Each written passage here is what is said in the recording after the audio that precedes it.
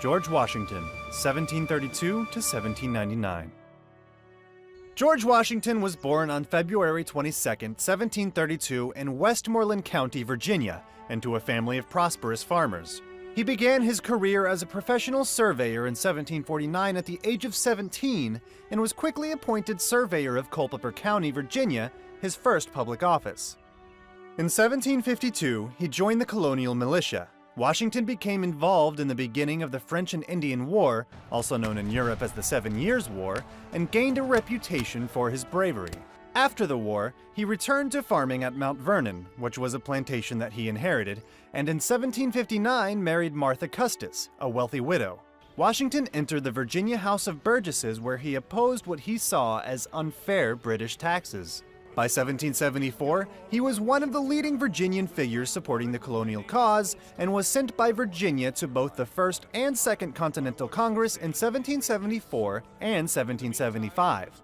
By June of 1775, Washington had become commander of all colonial forces in the American War of Independence. He formed the Continental Army and planned how they would be fed, clothed, and equipped. After limited success against the British, an American victory at Saratoga in October 1777 persuaded the French to agree to an alliance with the Americans. With this French military and naval assistance, the tide began to turn in the American favor. On October 19, 1781, the British Army surrendered at Yorktown. In 1787, Washington was elected president of the Constitutional Convention and used his influence to persuade the states to ratify the resulting constitution. In 1789, George Washington was elected the first president of the United States. There was a huge challenge in bringing the individual states together to establish a new nation and creating a government. He was also concerned by the emergence of political parties, the Federalists and the Democratic Republicans, led by his two closest advisors, Alexander Hamilton and Thomas Jefferson, respectively. Washington wanted to retire after his first term, but was re-elected for a second term in 1792. He maintained American neutrality when war broke out between Britain and France in 1793, and also normalized diplomatic relations with Britain. Washington finally retired from public life in 1797 and died at Mount Vernon on December 14, 1799. Teddy Roosevelt, the president that kept reading a speech after being shot. 1912. The famous American Theodore Teddy Roosevelt was the biggest hero of the Spanish-American War of 1898, won the Nobel Peace Prize in 1906 for mediating an end to the Russo-Japanese War, and was the inspiration for the teddy bear toy. One time he found himself in a bar fight when a cowboy was shooting wildly at the room, scaring the customers. The cowboy called Roosevelt Four Eyes in reference to his famous spectacles and followed Teddy around with his guns. Roosevelt hit him in the jaw with his left and right fists. Then the cowboy's guns went off and he hit his head on the bar, knocking him unconscious. Another time, Roosevelt's boat was stolen. Him and his friends built a boat from scratch in 3 days to hunt down the thieves. They tracked them down along the river while in temperatures as low as 0 degrees Fahrenheit. When they caught the thieves, Roosevelt roughed up and captured the men and brought them back to be arrested. It's said that to pass the time on the journey back, he read poetry to the dangerous bandits. Roosevelt was elected Vice President of the United States in 1901, but just over 6 months later, he became the 26th president when the current president, William McKinley, was assassinated after being shot twice by Polish-American anarchist Leon Czolgosz. At 42, Roosevelt became the youngest president in the nation's history. When the U.S. president refused to shoot a bear cub on a 1902 hunting trip, a toy maker named a stuffed bear after Roosevelt. Soon, the teddy bear fad swept the American nation. Roosevelt was also a mixed martial artist in jiu-jitsu, judo, and boxing. He loved boxing, and he continued to do it even when he reached the White House. He would often challenge professional boxers to hit him in the jaw as hard as possible, and wouldn't hesitate to then knock them back. One day, Roosevelt challenged Colonel Dan T. Meade, a military aide at the White House, to a boxing match in the White House gym. Roosevelt demanded a tough fight. In the fight, Meade's punch landed on Roosevelt's left eye, damaging blood vessels and making him blind in that eye. After this, he continued fighting in jiu-jitsu and judo. Roosevelt was successfully re-elected for a second term as president in 1904 and served until 1909. He then decided not to try to be re-elected for another time, as he felt it was time for a younger man to take over. But by the time of the next presidential elections in 1912, he had become disillusioned about how his party, the Republicans, were running the country. So he stood as the presidential candidate for a newly formed Progressive Party, which was often referred to as the Bull Moose Party. It got its nickname because Roosevelt was often described himself as having the strength and vigor of a bull moose. His running for a third term as a president was considered controversial because he intended to break the American tradition of two-term presidencies. And while campaigning in Milwaukee in the state of Wisconsin in hope of being elected president once more, Roosevelt nearly suffered the same fate as McKinley. He was about to give a speech when John Fleming Schrank, a Bavarian-born saloon-keeper, attempted to kill Roosevelt by shooting him with a revolver. The bullet struck Roosevelt in his chest, but his life was saved as the bullet was slowed down considerably as it went in first through the heavy overcoat he was wearing, then the steel-reinforced eyeglass case in his breast pocket, and finally the 50-page copy of the speech he was about to give, before finally becoming lodged in his chest. The crowd screamed in panic, but Elbert Martin, a secretary of the president and an ex-football player, leapt from his car and tackled Schrank to the ground. Soon, former Rough Riders, bodyguards, and policemen were upon the assassin and began hitting him. Roosevelt stumbled but then straightened himself and reassured the audience with a beaming smile. He turned to his aide saying, "He pinked me, Harry." The crowd demanded blood and for Schrank to be killed. It was only Roosevelt who seemed to be calm and wanted to prevent this, shouting, "Don't hurt him. Bring him here. I want to see him." Roosevelt then asked the shooter, "What did you do it for?" When there was no answer, he said, "Oh, what's the use? Turn him over to the police." Feeling the bullet hole in his chest, Roosevelt coughed 3 times. As an experienced hunter and anatomist, he concluded that the lack of blood being coughed up meant that the bullet had not reached his lung. Roosevelt, feeling he was not seriously injured, insisted to the doctor that he was going to give his speech. The speech lasted for 84 minutes, despite the blood that could be clearly seen staining his shirt. He started the speech by saying, "I don't know whether you fully understand that I've just been shot, but it takes more than that to kill a bull moose." Then, when his speech was finally over, he allowed himself to be taken to the hospital, where the doctors decided it would be more dangerous to remove the bullet, and instead left it lodged in his chest muscle, where it remained for the rest of his life.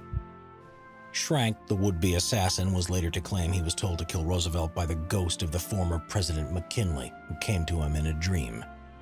Roosevelt recovered quickly, but was not successful in his bid to be re-elected as president, and later devoted much time to being an explorer as well as a successful author. He died in his sleep from a blood clot on January 6, 1919, at the age of 60. As for Schrank, at his trial he was deemed insane and spent the rest of his life in a mental institution. He died of bronchitis in 1943 at the age of 67. U.S. presidents who served in war. As of 2024, of the 45 men who have held the position of President of the United States, 31 have served in the armed forces. Most didn't see combat, though others experienced the heat of battle firsthand. These are just a few of the men who served in the armed forces before sitting in the Oval Office. John F. Kennedy.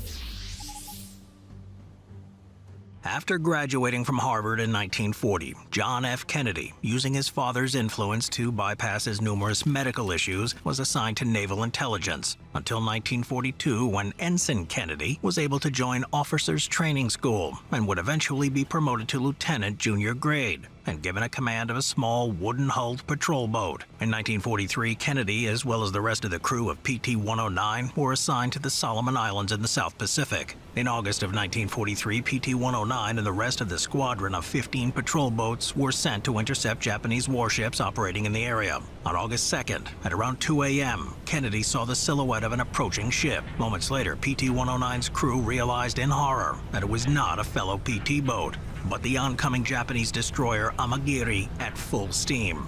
The destroyer rammed into PT-109, the impact cutting the tiny patrol boat in half. Burning fuel was left in the wake of the Amagiri as the patrol boat floundered. The 11 survivors clung to the wreckage as long as possible, drifting towards an uninhabited island. They would abandon ship and swim 3.5 miles to the island and hope for rescue. In spite of his back injury, Kennedy dragged a wounded crewman, clenching the strap of his life jacket in his teeth. Lacking food on this island, the crew would then swim to another nearby island, with Kennedy once again hauling the wounded man with his teeth. Kennedy and another crewman then swam to Nauru Island looking for supplies. Returning, the crew of PT-109 survived on their meager findings, until they encountered a pair of locals that worked as scouts for the Allied forces. Scrawling a note on the husk of a coconut, the message was delivered and the crew was rescued shortly afterwards. For his heroism, Kennedy was awarded the Navy and Marine Corps Medal. Due to his deteriorating health, he would be discharged from the Navy in 1944. Jimmy Carter. Jimmy Carter began his naval career during the height of the Second World War, entering the Naval Academy in June of 1943. Because of wartime demands, the curriculum was accelerated, and 4 years of training was squeezed into 3, though the war ended before Carter saw combat. Graduating from the Academy in 1946, Carter was assigned to the USS Wyoming and later the USS Mississippi. After 2 years, Carter transferred to the submarine fleet, serving aboard the USS Pomfret, before being assigned to the newly built K-1, one of the newest ships in the Navy after the Second World War. In 1952, he requested a transfer to the fledgling Nuclear Submarine Division branch. In this role, the future 39th president learned the ins and outs of nuclear technology when disaster nearly struck. At this time, Canada's Chalk River Nuclear Research Facility experienced a power surge, which partially damaged their reactor. Carter was sent to help contain the damage. Working in groups of 3, he would be lowered into the reactor and would work frantically during the allotted 90 seconds to clear the radioactive material. In spite of the precautions, Carter and his fellow workers were exposed to high levels of radiation, which persisted for months after the cleanup effort. Carter was then in line for a position on a newly commissioned nuclear submarine, though the death of his father caused him to resign from the Navy at the rank of lieutenant. George H.W. Bush. The 41st President, George H.W. Bush, joined the Navy on his 18th birthday, commissioned as an ensign and qualified pilot days before his 19th birthday, making him the youngest pilot in the U.S. Navy. He was then stationed on the carrier USS San Jacinto, flying the Grumman Avenger torpedo bomber. His first taste of combat happened in the spring of 1944, with operations against the Japanese holdings on Wake and Marcus Islands. Later, near Saipan, Bush's plane experienced mechanical trouble shortly after takeoff, forcing a water landing, foreshadowing his future. Near the island of Chichijima in the Western Pacific, Bush's squadron attacked a formation of Japanese ships, coming under heavy anti-aircraft fire. Bush released his payload and then made his way back home, though the Japanese scored several hits on the slow-moving torpedo plane. With the engine on fire, there was no choice but to bail out of the stricken plane. He and another crewman jumped out, but the third man's chute failed to open. Bush would flounder in an inflatable raft for hours, until picked up by a submarine, the USS Finback. He would spend a month aboard the sub, helping to rescue other aviators until being transferred back to the San Jacinto. While there is no doubt that Bush felt relief after being rescued, this feeling could have only increased after he learned the fate of the others he flew with. During the mission, 9 servicemen had bailed out from their aircraft. The others would be captured by the Japanese. As POWs, they would be beaten, tortured, and eventually beheaded. In the book Fly Boys by historical detective James Bradley, using evidence from war crime trials, it's revealed that after their execution, 4 of the men were cannibalized by the Japanese. Their livers and thigh meat eaten as, quote, good medicine for the stomach, end quote. Bush was the only one of the 9 to avoid capture. In all, Bush flew 58 combat missions, earning him the Distinguished Flying Cross, 3 air medals, and the Presidential Unit Citation as part of the San Jacinto's crew. He would be discharged from the Navy in September 1945, making him the last U.S. president to have served in a combat role to date. Harry Truman. Harry S. Truman first joined the military in 1905, re-enlisting in 1917 when the U.S. entered World War I, serving as lieutenant in the 2nd Missouri Field Artillery. This unit was called up for federal service, and on August 5, 1917, the unit became the 129th Field Artillery of the 35th Division, and the future president was given command of Battery D. Under his leadership, the unit was trained to exacting standards and was soon able to dismantle, move, reassemble, and accurately fire their howitzers more efficiently than any other unit in the regiment. Truman, as well as the rest of the 129th, was shipped off to France and participated in the Meuse-Argonne offensive. Under Truman's leadership, Battery D spent the remaining months of the war supporting American advances and exchanging fire with their German counterparts. At one point, an American plane marked the positions of a German battery, and Truman ordered his men to engage, though this was outside of his area of responsibility, a decisive action that no doubt saved many lives. In another incident, German counterfire bracketed Battery D, dropping a shell within 15 feet of Truman, who rallied the men, keeping them from fleeing, and then returned fire. When the war finally ended, Battery D had suffered only 3 casualties, but they were on detached duties, and not a single man was wounded while under Truman's direct command. During his time in France, Captain Truman lost 20 pounds, but gained leadership experience which would propel him through his political career. Gerald Ford. In the aftermath of the Japanese attack on Pearl Harbor, Gerald Ford put his aspiring political career on hold and joined the Naval Reserve, being commissioned an ensign on April 20th, 1942. He could have accepted a position stateside, but the future 38th president wanted to see frontline action and was assigned to gunnery training. After completing the necessary courses, he was then stationed aboard the newly commissioned USS Monterey, a light aircraft carrier. Ford was given various duties, including acting as the assistant navigator and as the ship's fitness director. His most important role, however, was as leader of the anti-aircraft battery on the ship's fantail, which is the small deck at the stern of a carrier under the flight deck. On board the Monterey, Ford participated in campaigns around the Gilbert Islands, and later participated in operations around Truk, Saipan, Formosa, and the Philippines. The closest Ford came to disaster, however, was not from the Japanese, but from the weather. Operating in the Philippine Sea in December of 1944, the Monterey was caught in Typhoon Cobra, a raging storm that lasted for 2 days. While the storm battered the ship, Ford lost his footing and was nearly swept overboard. Recovering, he had another issue to deal with. The tempest had caused several planes to come loose from the cables holding them in place and slid across the deck, causing several fires to break out. Wearing a gas mask to protect against the toxic fumes, Ford participated in fire control operations, including forming a human chain passing buckets to douse the flames. The Monterey would survive, though it would be forced to dry dock for repairs, ending Ford's combat experience. He would stay in the Navy, earning the reserve rank of lieutenant commander before being discharged from active service in 1946. These are just a few examples of presidents who, well before becoming the commander-in-chief, served in much more humble roles, putting themselves at risk to serve their nation. Faction: the U.S. Army, the First World War. In 1914, the United States Army consisted of 98,000 men, and on top of this, 27,000 troops in the National Guard.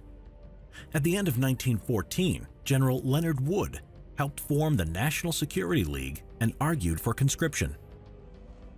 President Woodrow Wilson responded to this by increasing the standing army to 140,000 soldiers. When the USA declared war in April 1917, the American Expeditionary Force, or the AEF, was sent to the Western Front under the command of General John Pershing. The Selective Service Act, which was drafted by Brigadier General Hugh Johnson at this time, was passed by Congress. This law authorized President Woodrow Wilson to raise a volunteer infantry force of no more than 4 divisions. Males between the ages of 21 and 30 were required to register for military service. By September 12, 1918, almost 24 million men had registered, with 4 million men eventually drafted into the armed services and half serving in the war overseas. By July 1918, there were over 1 million soldiers in France. They would defend the Western Front during the Third Battle of the Aisne in May and at the Marne in June. They would also take part in joint Allied attacks at Le Hamel and Canal du Nord, and then finally launch their own offensives at Saint-Mihiel and Meuse-Argonne. 2 million U.S. troops reached Europe. However, a large number arrived too late to participate. Approximately 200,000 African Americans served in the United States Army in Europe, such as the famous Harlem Hellfighters. Because of segregation, they would fight with the French Army during the war. Overall, the American Expeditionary Force suffered 264,000 casualties during the war, with an estimated 112,500 deaths. Faction: the U.S. Army, World War II.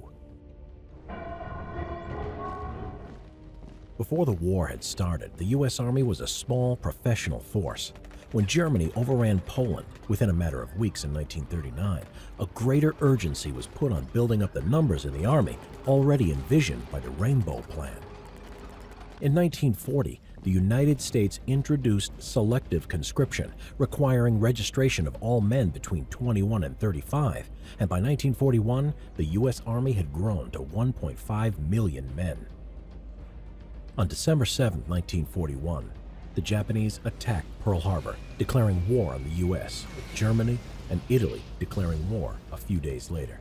The sleeping giant had been awoken. The U.S. Army expanded greatly as a result, from both volunteers and increased conscription. The Japanese forces invaded the Philippines on December 8, 1941, and quickly stormed the U.S. and Philippine garrison led by General Douglas MacArthur defending it. But major combat operations for the U.S. Army began in 1942. Europe was chosen first as a target because Germany threatened Britain as an ally, which, if invaded, would make future attacks difficult. U.S. troops arrived in Britain and were involved in Operation Torch on November 8, 1942, in Morocco and Algeria, after the Soviet Union requested a second front to relieve the pressure on the Red Army. The U.S. Army then fought against German and Italian forces in Tunisia, followed by an invasion of Sicily and mainland Italy in 1943. In the Pacific, meanwhile, fighting by the U.S. Army alongside the U.S. Marines and other allies was concentrated around Rabaul and air bases in the Solomon Islands. On the Western Front, General Dwight Eisenhower was in charge of the Allied invasion of Normandy, known as Operation Overlord in 1944. On June 6th, D-Day, the U.S. Army landed at Utah and Omaha beaches, where they suffered heavy casualties from the German defenders on the cliffs above. U.S. Rangers also scaled the cliffs at Point du Hoc between Utah and Omaha to destroy the coastal gun battery at the top. U.S. paratroopers, meanwhile, dropped behind the beaches into Nazi-occupied France several hours before main landings. The U.S. Army would push into the Netherlands, fighting German forces during Operation Market Garden, and into the Ardennes during the Battle of the Bulge, pushing the Army to its limits. In March 1945, they crossed the Rhine and entered into the heartland of Germany in April. By the end of April, the U.S. Army was racing east to Berlin, Vienna, and Prague. In the Pacific, an island-hopping strategy was used, enabling the U.S. Army to take vulnerable, poorly defended islands from the Japanese, supporting the drive to the main islands of Japan. The U.S. Army returned to the Philippines in October 1944 and landed on Okinawa in April 1945, the last major battle of the Pacific Theater. In the Second World War, 10 million soldiers served in the U.S. Army. It is estimated that 235,000 were killed and 592,000 wounded. Infantry units, U.S. Marine, the Vietnam War. The first American ground forces deployed against the Viet Cong and the NVA were the U.S. Marines, who came ashore at Da Nang on the coast of South Vietnam on March 8, 1965. The following 6 years of warfare would test the Marines' endurance to the limit. The Marine Corps was self-contained with its own artillery, helicopters, and aircraft, with the infantry as the focus of the Marine operations. Marine recruits would undergo training as riflemen. They would go through a rigorous 13-week Marine boot camp at Paris Island or San Diego. Grueling marches, press-ups, and runs were frequent, with instructors aggressively yelling orders. Successful recruits would then go into infantry training with shooting and specialist skills training. The average Marine infantryman sent to Vietnam was often no older than 18 to 20 years old. Recruits came from all over the United States, and the Marines attracted many African Americans who found the armed forces a better employment opportunity and a place of equal treatment at a time when civil rights were a contested issue in the U.S. The Marines were deployed in the north sector of South Vietnam. The DMZ, where the U.S. backed south, was separated from the communist north. The challenging terrain in which they operated consisted of a coastal plain and further inland the jungle mountains. When a Marine entered the villages and rice paddies of the plain, he was surrounded by a population with a culture and language that he did not understand. Viet Cong guerrillas were also hidden amongst the civilians and impossible to identify. In the highlands, Marines had to seek out the enemy amongst misty ridges and ravines, cutting through the jungle with a machete while dealing with swarming insects and humidity. Even on routine patrols in areas under the control of South Vietnamese, Marines could expect mines and booby traps set up by the Viet Cong or sniper fire. The Marines were at first adapting to the difficult conditions with good morale. They mounted counterinsurgency efforts in the villages, setting up small squads in friendly hamlets alongside local militia to keep out the Viet Cong. The main function of the Marines, however, was to seek out and destroy the Viet Cong guerrillas and the NVA soldiers, primarily in the highlands. U.S. commanders believed in the tactic of combining helicopters and utilizing the maximum use of firepower available to the American forces. The firepower was provided by setting up fire bases in advanced positions from which artillery could support the infantry. Helicopters would insert recon teams of 6 to 8 Marines into hostile territory to track the enemy, or fairly large units into jungle landing zones. Marines would carry 36 kilograms or 80 pounds of kit, including the M16 rifle, grenades, ammunition, canteens, entrenching tool, machete, first aid kit, and flak jacket. Casualties were sustained not only from firefights with the enemy, but also falls, snake bites, and heat stroke. The availability of helicopters to evacuate the wounded saved many lives.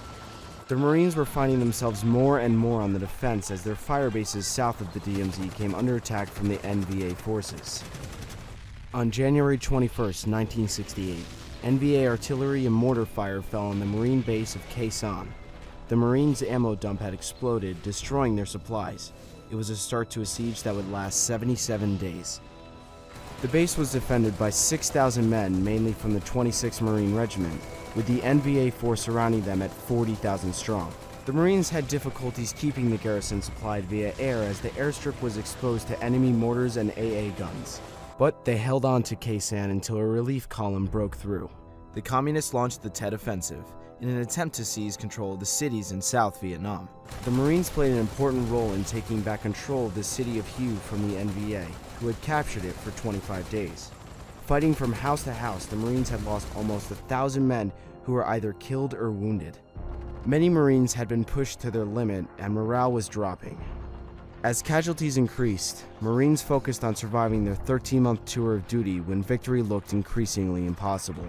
The Marines withdrew from Vietnam in 1971, leaving the Army to fight the war alone.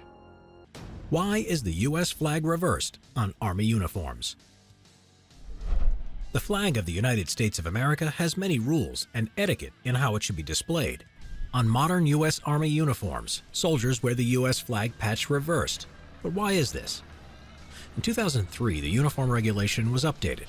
According to the Army Regulations 670-1, wear and appearance of Army uniforms and insignia, when the American flag patch is to be worn, right or left shoulder, the star field needs to be faced forward, or more technically, assaulting forward, the term adopted by combat troops.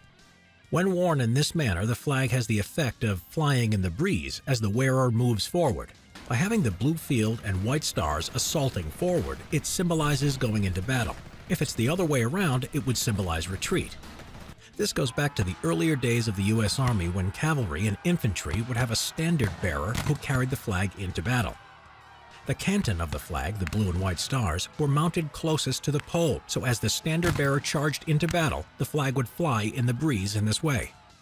This is replicated as a reverse side flag patch for the modern-day soldier's right shoulder sleeve. The reverse flag also applies to the right side of vehicles, including aircraft and space shuttles. Interestingly, during World War II, a U.S. flag patch was worn specifically by U.S. paratroopers to identify them as American. This was because paratroopers were dropped behind enemy lines and risked being mistaken for enemy soldiers by the approaching American forces coming over by land. However, flag patches as a permanent part of the U.S. Army uniform is a recent thing, only becoming a mandatory uniform component at all times in 2005. Before this, it was required only during joint duty and multinational deployments. As such bright colors make the soldier more of a target, a subdued version of the flag patch is now worn while deployed or in a field environment to fit in with the camouflage uniform. uniform of the American GI on D-Day. June 6, 1944. From the outbreak of the Second World War, the U.S. Armed Forces started to actively prepare for what they saw as their inevitable entry into the conflict. Nevertheless, they were still relatively ill-prepared when they were finally drawn into the war on December 7, 1941, following the surprise attack by the Japanese on the U.S. naval base at Pearl Harbor. The U.S. immediately found themselves up against the combined might of the Axis powers, which consisted of Nazi Germany, Japan, and Italy. In order to fight this conflict effectively, the Americans rapidly developed a whole new generation of highly effective weapons that included the M4 Sherman tank and the B-17 Flying Fortress bomber. As a matter of urgency, the U.S. Army Infantry, commonly called GIs, which stood for Government Issue or General Issue, had their World War I-era M1917 Doughboy helmet and Springfield M1903 bolt-action rifle quickly replaced with the newer M1 steel helmet and M1 Garand rifle. This new steel helmet gave much better head protection, and the M1 Garand was a semi-automatic rifle, which allowed for more rapid and accurate firing. So, when in the summer of 1944 it came time for the Allies to retake Europe from the Germans, the U.S. GIs were now well-equipped and highly motivated soldiers. Their combat uniform now started to include the U.S. Army's new olive-colored M1943 issued battle dress, which was made of special densely woven cotton sateen that was both windproof and extremely water-resistant. Soldiers were also issued the M43 double-buckle combat boots, which had better ankle protection and did away with the need for canvas ankle gaiters that had been around for the previous couple of centuries. Due to supply problems with the new uniform, however, most units fighting in France didn't get theirs until the autumn of 1944, well after the Normandy landings. This, and the fact that the military wanted to use up all of the existing uniform supplies first, meant that most U.S. infantry divisions assaulted the beaches designated Utah and Omaha in Normandy, wearing the old M41 combat jackets and rough-out boots with canvas gaiters. Though the majority of GIs carried the M1 Garand rifle, some were given the cumbersome M1918 BAR to be used as a squad's light machine gun. The ammo was normally carried in the 10 ammunition pouches on the standard issue belts. The Garand used .30-06 caliber cartridges in 8-round en-bloc clips loaded into an internal magazine. When the last round was fired, the spent clips would be ejected and make an audible pinging sound. Each pouch could carry one clip, but more ammunition could be carried about his person or in the semi-waterproof backpack. Also found in the average soldier's backpack was his canteen cup, and mess kit, all of which were made of lightweight aluminum. These were packed alongside his food in the form of emergency D-ration high-energy chocolate bars for eating on the go, and the more nutritious K field ration packs, which included gum, cigarettes, matches, and toilet paper. In addition to all of this, there was a useful barbed wire cutter and the all-important first aid kit, which contained a one-size-fits-all wounds Carlisle bandage that was impregnated with sulfa. On the outside were 3 pouches that each housed 2 hand grenades. Hanging from the back was an entrenching tool, which could also be used to great effect as a hand-to-hand combat weapon. Though the 10-inch bayonet that fixed on the end of the standard rifle also fulfilled this purpose, acting as a deadly combat knife in a pinch. Additionally, several further items were added to the GI's kit, especially for D-Day. First was an extremely handy set of books, one on French culture and the other a French-English dictionary. These were particularly useful as the average American soldier had never been out of his home state before, let alone to a distant country like France. A life preserver and a waterproof rifle bag were also supplied in case you were unlucky enough to have your landing craft sunk by enemy fire and end up in the freezing cold water of the English Channel. Though obviously these special issue countermeasures were quickly discarded once ashore on the beaches of Normandy. While this may seem like a lot of equipment and supplies for just one man to carry, during the Normandy landings in particular, it was more important than ever that the average U.S. soldier was as self-sufficient as possible. This was due to the uncertainty as to when forward supply bases could be established efficiently. Once the beachhead was established and the Allied troops pushed further inland, they could leave behind these heavy backpacks and were able to more accurately tailor what they would carry for individual missions, raids, or patrols. One piece of kit generally left behind was the standard issue E637 Army Assault Gas Mask, later renamed the M5117 Combat Service Mask. It was anticipated that there was a 1 in 3 chance that the Germans would use gas to protect the beachheads, but they never did. Incidentally, the waterproof carrier acted as an additional flotation aid to complement the life preserver because of it being strapped to the soldier's chest. Today, it's estimated that the average U.S. soldier costs anywhere between $28,000 and $60,000 to equip, depending on their role and the theater that they're being deployed to. This cost is naturally ever increasing as modern equipment and high-tech innovations are applied to a soldier's loadout.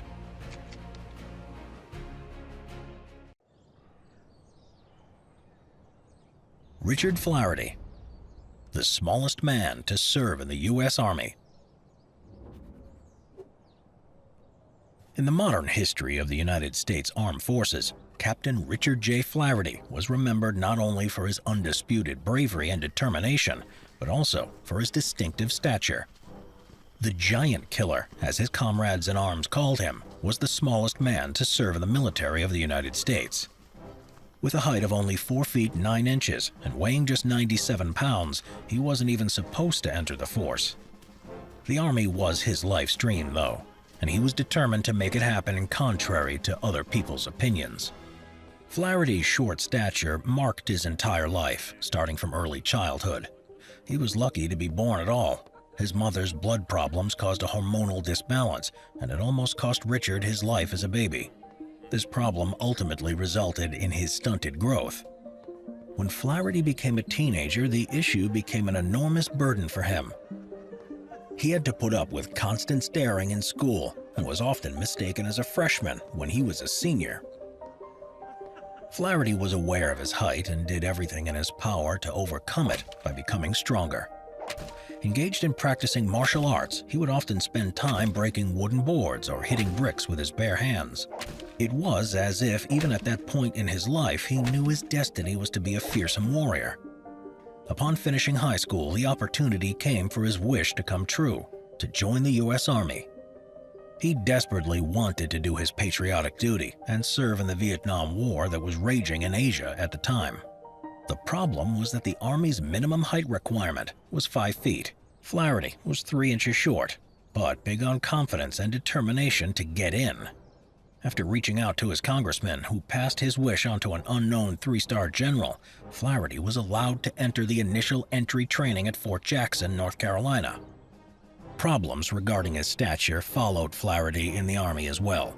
Upon showing up on the first day of his course on the inspection line, he was welcomed by the drill sergeant with the words, "What the heck is this?" Flaherty already knew he would have to work twice as hard as anyone else to break everyone's prejudices. It was to the amazement of the drill sergeants and other recruits that Flaherty, aka Private Mighty Mouse, always ended up in the top 5 position on all the courses. When he was supposed to climb over the wooden wall obstacle, he would do it with the help of a sharpened screwdriver with the same swiftness as the other soldiers. Besides the various obstacles, Flaherty also had to fight with the disdain of other recruits who found him unworthy to be a soldier. Only after he showed his teeth in a fight against a recruit twice as large who always picked on him did he earn the respect he fully deserved from his peers. It was only thanks to his powerful will that Flaherty finished the basic and advanced infantry course and earned an offer to enter the officer candidate school at Fort Benning, Georgia.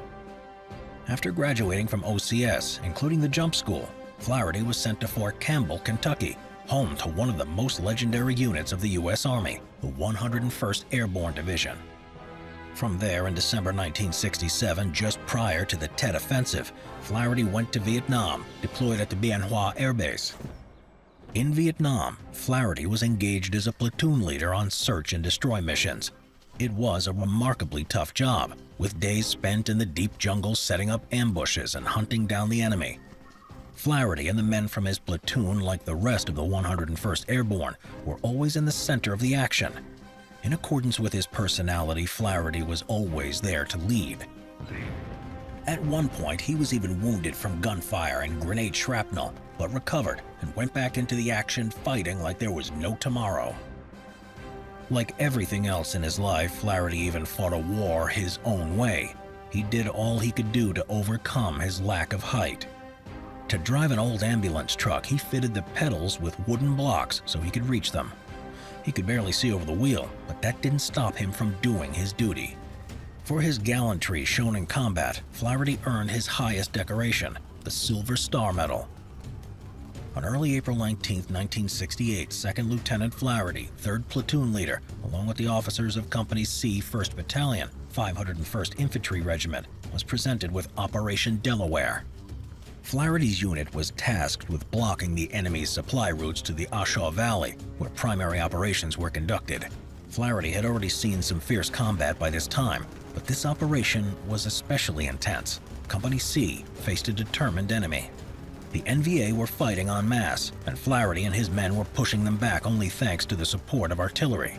Flaherty was determined not to give in, and he encouraged his men to fight. It was April 20th, the second day of the operation. Several soldiers from the company were lost behind enemy lines from the previous day. It seemed like they were lost for good, but not to Flaherty. He wanted to show that no man was to be left behind, a pure example of leadership. He ordered his men to bring over the body of a dead NVA soldier, the smallest one they could find. Flaherty stripped the uniform from the dead enemy and put it on along with a helmet to cover his face as a disguise, grabbed an AK-47, and crawled over towards the lost men. Under the cover of night, he passed by enemy NVA and gathered the lost American soldiers. For once, his height was of great use. Only thanks to Flaherty being short and brave were 5 soldiers saved from certain death. Later that day, Company C continued attacking the enemy positions. The NVA threw everything they had at them. At one point, the company got pinned down by automatic fire from an enemy bunker. Any further progress would have been impossible until it was eliminated. Flaherty maneuvered his men to outflank the enemy. After exposing himself to enemy fire several times, he reached a position that gave him a clear view of the emplacement. He then called for a 90mm recoilless rifle team to his position. Flaherty directed the fire towards the bunker and destroyed it, therefore relieving pressure on his unit. Company C then continued with its attack and accomplished its mission. From that point on, there was absolutely no doubt that Richard Flaherty was among one of the best the 101st Airborne had. He was promoted to the rank of 1st Lieutenant and recommended for the Silver Star Medal, which he later received. Flaherty's wishes were, however, connected to another unit, the Green Berets. After he finished his tour of duty, Flaherty decided to do what seemed to be impossible, and attempt to join the U.S. Elite Special Forces, the Green Berets. But first, he had to get yet another height waiver before being allowed to apply. But his determination paid off, and he got through the punishing selection process with flying colors. The following year, he was back in Vietnam, engaged in special operations behind enemy lines. This period of his service was shrouded in mystery, but what is known is that he received a rank of captain, 2 bronze medals, and 2 Purple Hearts for combat wounds. In the early 1970s, the armed forces of the United States were struck by a notorious reduction in force. The first to be ousted were the captains and lieutenants, and Flaherty was one of them. In 1971, he became jobless. Richard returned home to New York, where he was welcomed by family and friends as a hero. It was a moment of joy, but also the beginning of Flaherty's downfall. He tried to start a life as a civilian by getting a job, and even went to study at the University of Miami. This whole new life was, however, too tough for him. It all went downhill in 1975, when his fiancée died. Flaherty returned to doing what he knew best, but his later life is mainly shrouded in mystery. But there are people who witnessed his engagements in Africa, working for private contractors, and as an agent working for the CIA and DEA. Somehow, in the early 1990s, Flaherty ended up in Aventura homeless shelter in Florida.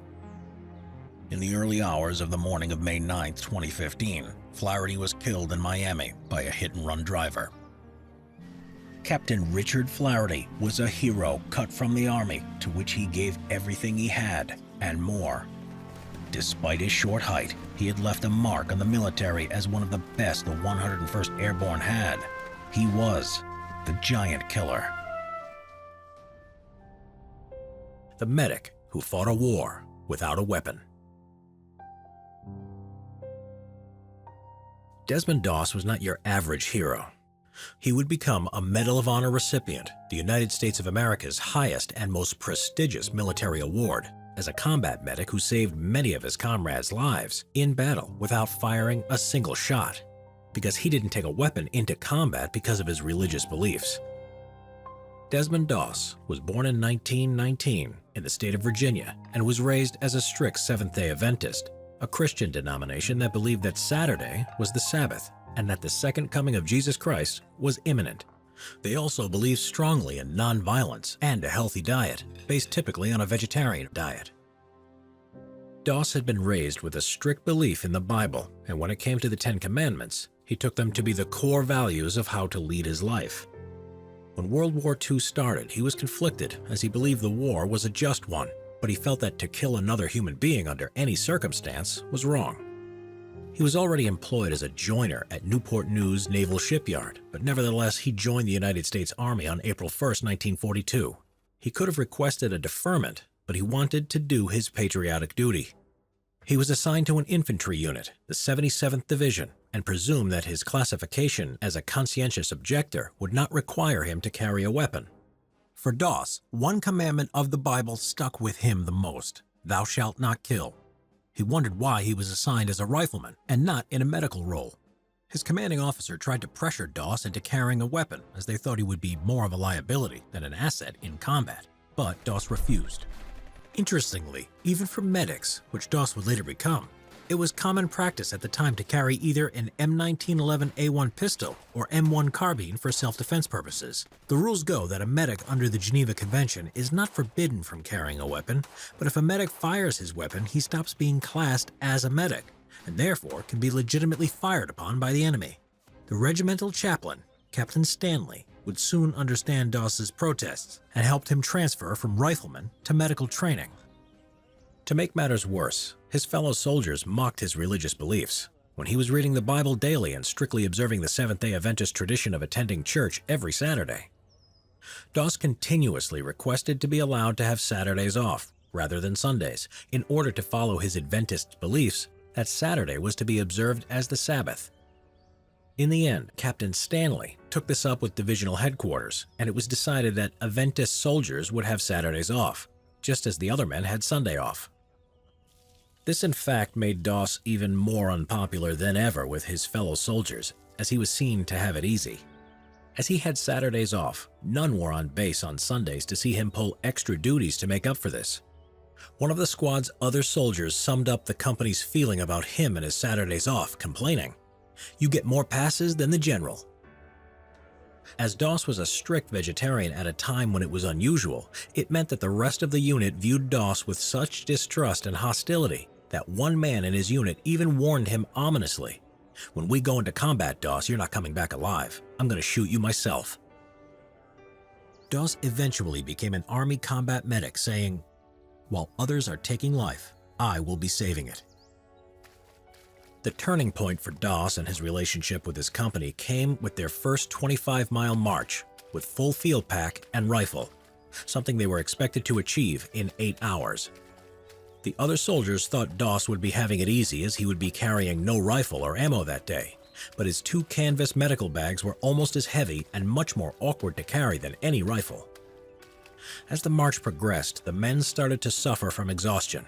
Numerous blistered feet and dehydration, some even passed out.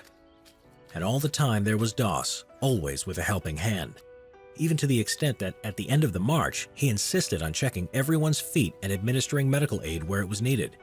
By the end of that day, he had won the respect of his entire unit for his tireless devotion to his duty. For the first time, he was treated as one of their own. Doss, as the qualified combat medic of the unit, was now responsible for providing first aid and frontline trauma care on the battlefield. He would be assigned to accompany his unit into the war zone and be there with them on the front line at all times. This was soon to happen, for the 77th Division had had their first combat experience on May 11, 1943, and Doss and his comrades were urgently being trained up to replace the combat losses and help expand the division's strength. The 77th Division would end up being in combat officially for no less than 208 days, suffering a total of 9,212 casualties before the war would end. The Battle of Guam. Doss's first taste of combat was at the Battle of Guam, which was a bloody battle fought from July 21st to August 10, 1944, to recapture the U.S. territory of the island of Guam from a determined Japanese garrison of nearly 20,000 troops. Though according to the Geneva Convention, knowingly firing at a medic wearing a clear insignia is a war crime, the Japanese snipers and machine gunners tended to ignore this and saw combat medics as easy and valuable targets to gun down. So medics in the Pacific Theater were often told to avoid wearing medical insignia in case it would make them more, not less, of a target. Doss was under fire nearly every day during the battle and was busy doing his part in saving lives. Guam had shown Doss how cruel war could be. As his unit was pushing forward through the jungle on their first day, a young, fresh-faced recruit spotted a fountain pen laying on the jungle floor and went to pick it up. Before anyone could warn him otherwise, a white phosphorus grenade exploded. The pen had been booby-trapped. The young man who had picked up the pen, his chest now a bloody mess, had blood pouring out of an open wound. Severe burns and sharp metal fragments covered his body, and he was going into shock. By some miracle, Doss managed to stabilize his condition, administering care and helping to evacuate him and 3 other soldiers who had been wounded by flying red-hot shrapnel.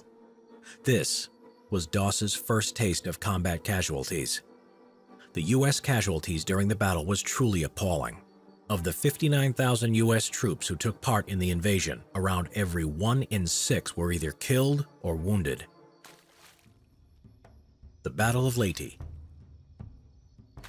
Next, Doss and his unit was involved in the Battle of Leyte in the Philippines that ran from October 17th to December 26, 1944.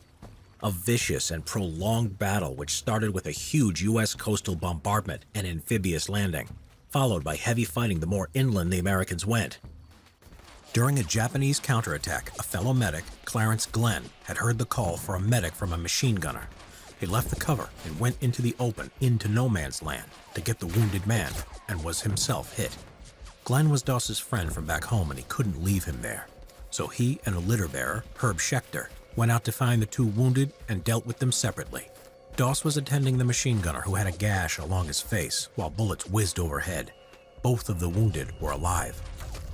They made an improvised litter out of a poncho and tree branches to get the wounded men back to the aid station, but his friend Glenn would die before he made it. From this point on, Doss would not look at the face of the men he was treating in case it was another friend. Sadly, his friend Herb would be shot and killed when he and Doss were carrying a litter, as their silhouette exposed them against the sky to the enemy. On top of losing his friends, Doss was constantly hungry because the meat in the K rations conflicted with his vegetarianism, so he could only eat the tasteless crackers and coconuts he found. On Leyte, the coconuts on the ground gave him diarrhea, so he climbed the trees for fresh ones. At one point, Doss was looking for coconuts. It attracted poorly aimed Japanese machine gun fire. When they were killed by American soldiers, it was later discovered that they had been drunk on sake. One thing that shocked Doss during the most devastating times of the campaign was that the same man who had made threats towards him during training at Fort Jackson now came to him for guidance and to pray for him. The Battle of Okinawa. And lastly, for Doss and the 77th Infantry Division was a battle that was to be the bloodiest battle of the war in the Pacific, as well as its largest amphibious landing. The U.S. objective was to secure the island as a base, as it was just 350 miles south of the Japanese mainland and would be strategically crucial for any future invasion of Japan. The battle started on April 1st, 1945, exactly 3 years to the day that Doss first enlisted in the Army, and the battle was to last 81 days. Doss was assigned to the 1st Battalion as their combat medic. On April 29, 1945, the 77th Division was given the task of assaulting on a 400-foot-high cliff called the Maida Escarpment.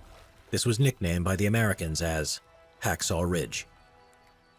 Before they climbed the cargo net, Doss said a prayer for his comrades. When Doss's unit joined the assault, and as they neared the top of the escarpment, they came under intense Japanese artillery, small arms, and machine gun fire, inflicting severe casualties on the assaulting American troops. The American forces had sent in wave after wave of troops to try to dislodge a fanatical enemy base there, who were well entrenched and camouflaged. On May 4th, while his unit was attacking a heavily fortified enemy position at the mouth of a cave, Doss went to the aid of 4 of his injured comrades. The lieutenant who led the attack on the emplacement had intended to throw a grenade when an enemy bullet hit him and delayed it, blowing his hand off and wounding his comrades. Despite having to get within 25 feet of the enemy lines and under attack by enemy grenades and gunfire, Doss managed to get to the injured men. He then managed to evacuate the men back to his own lines, one by one. During the night, the Japanese continued to throw grenades and kept up the mortar fire.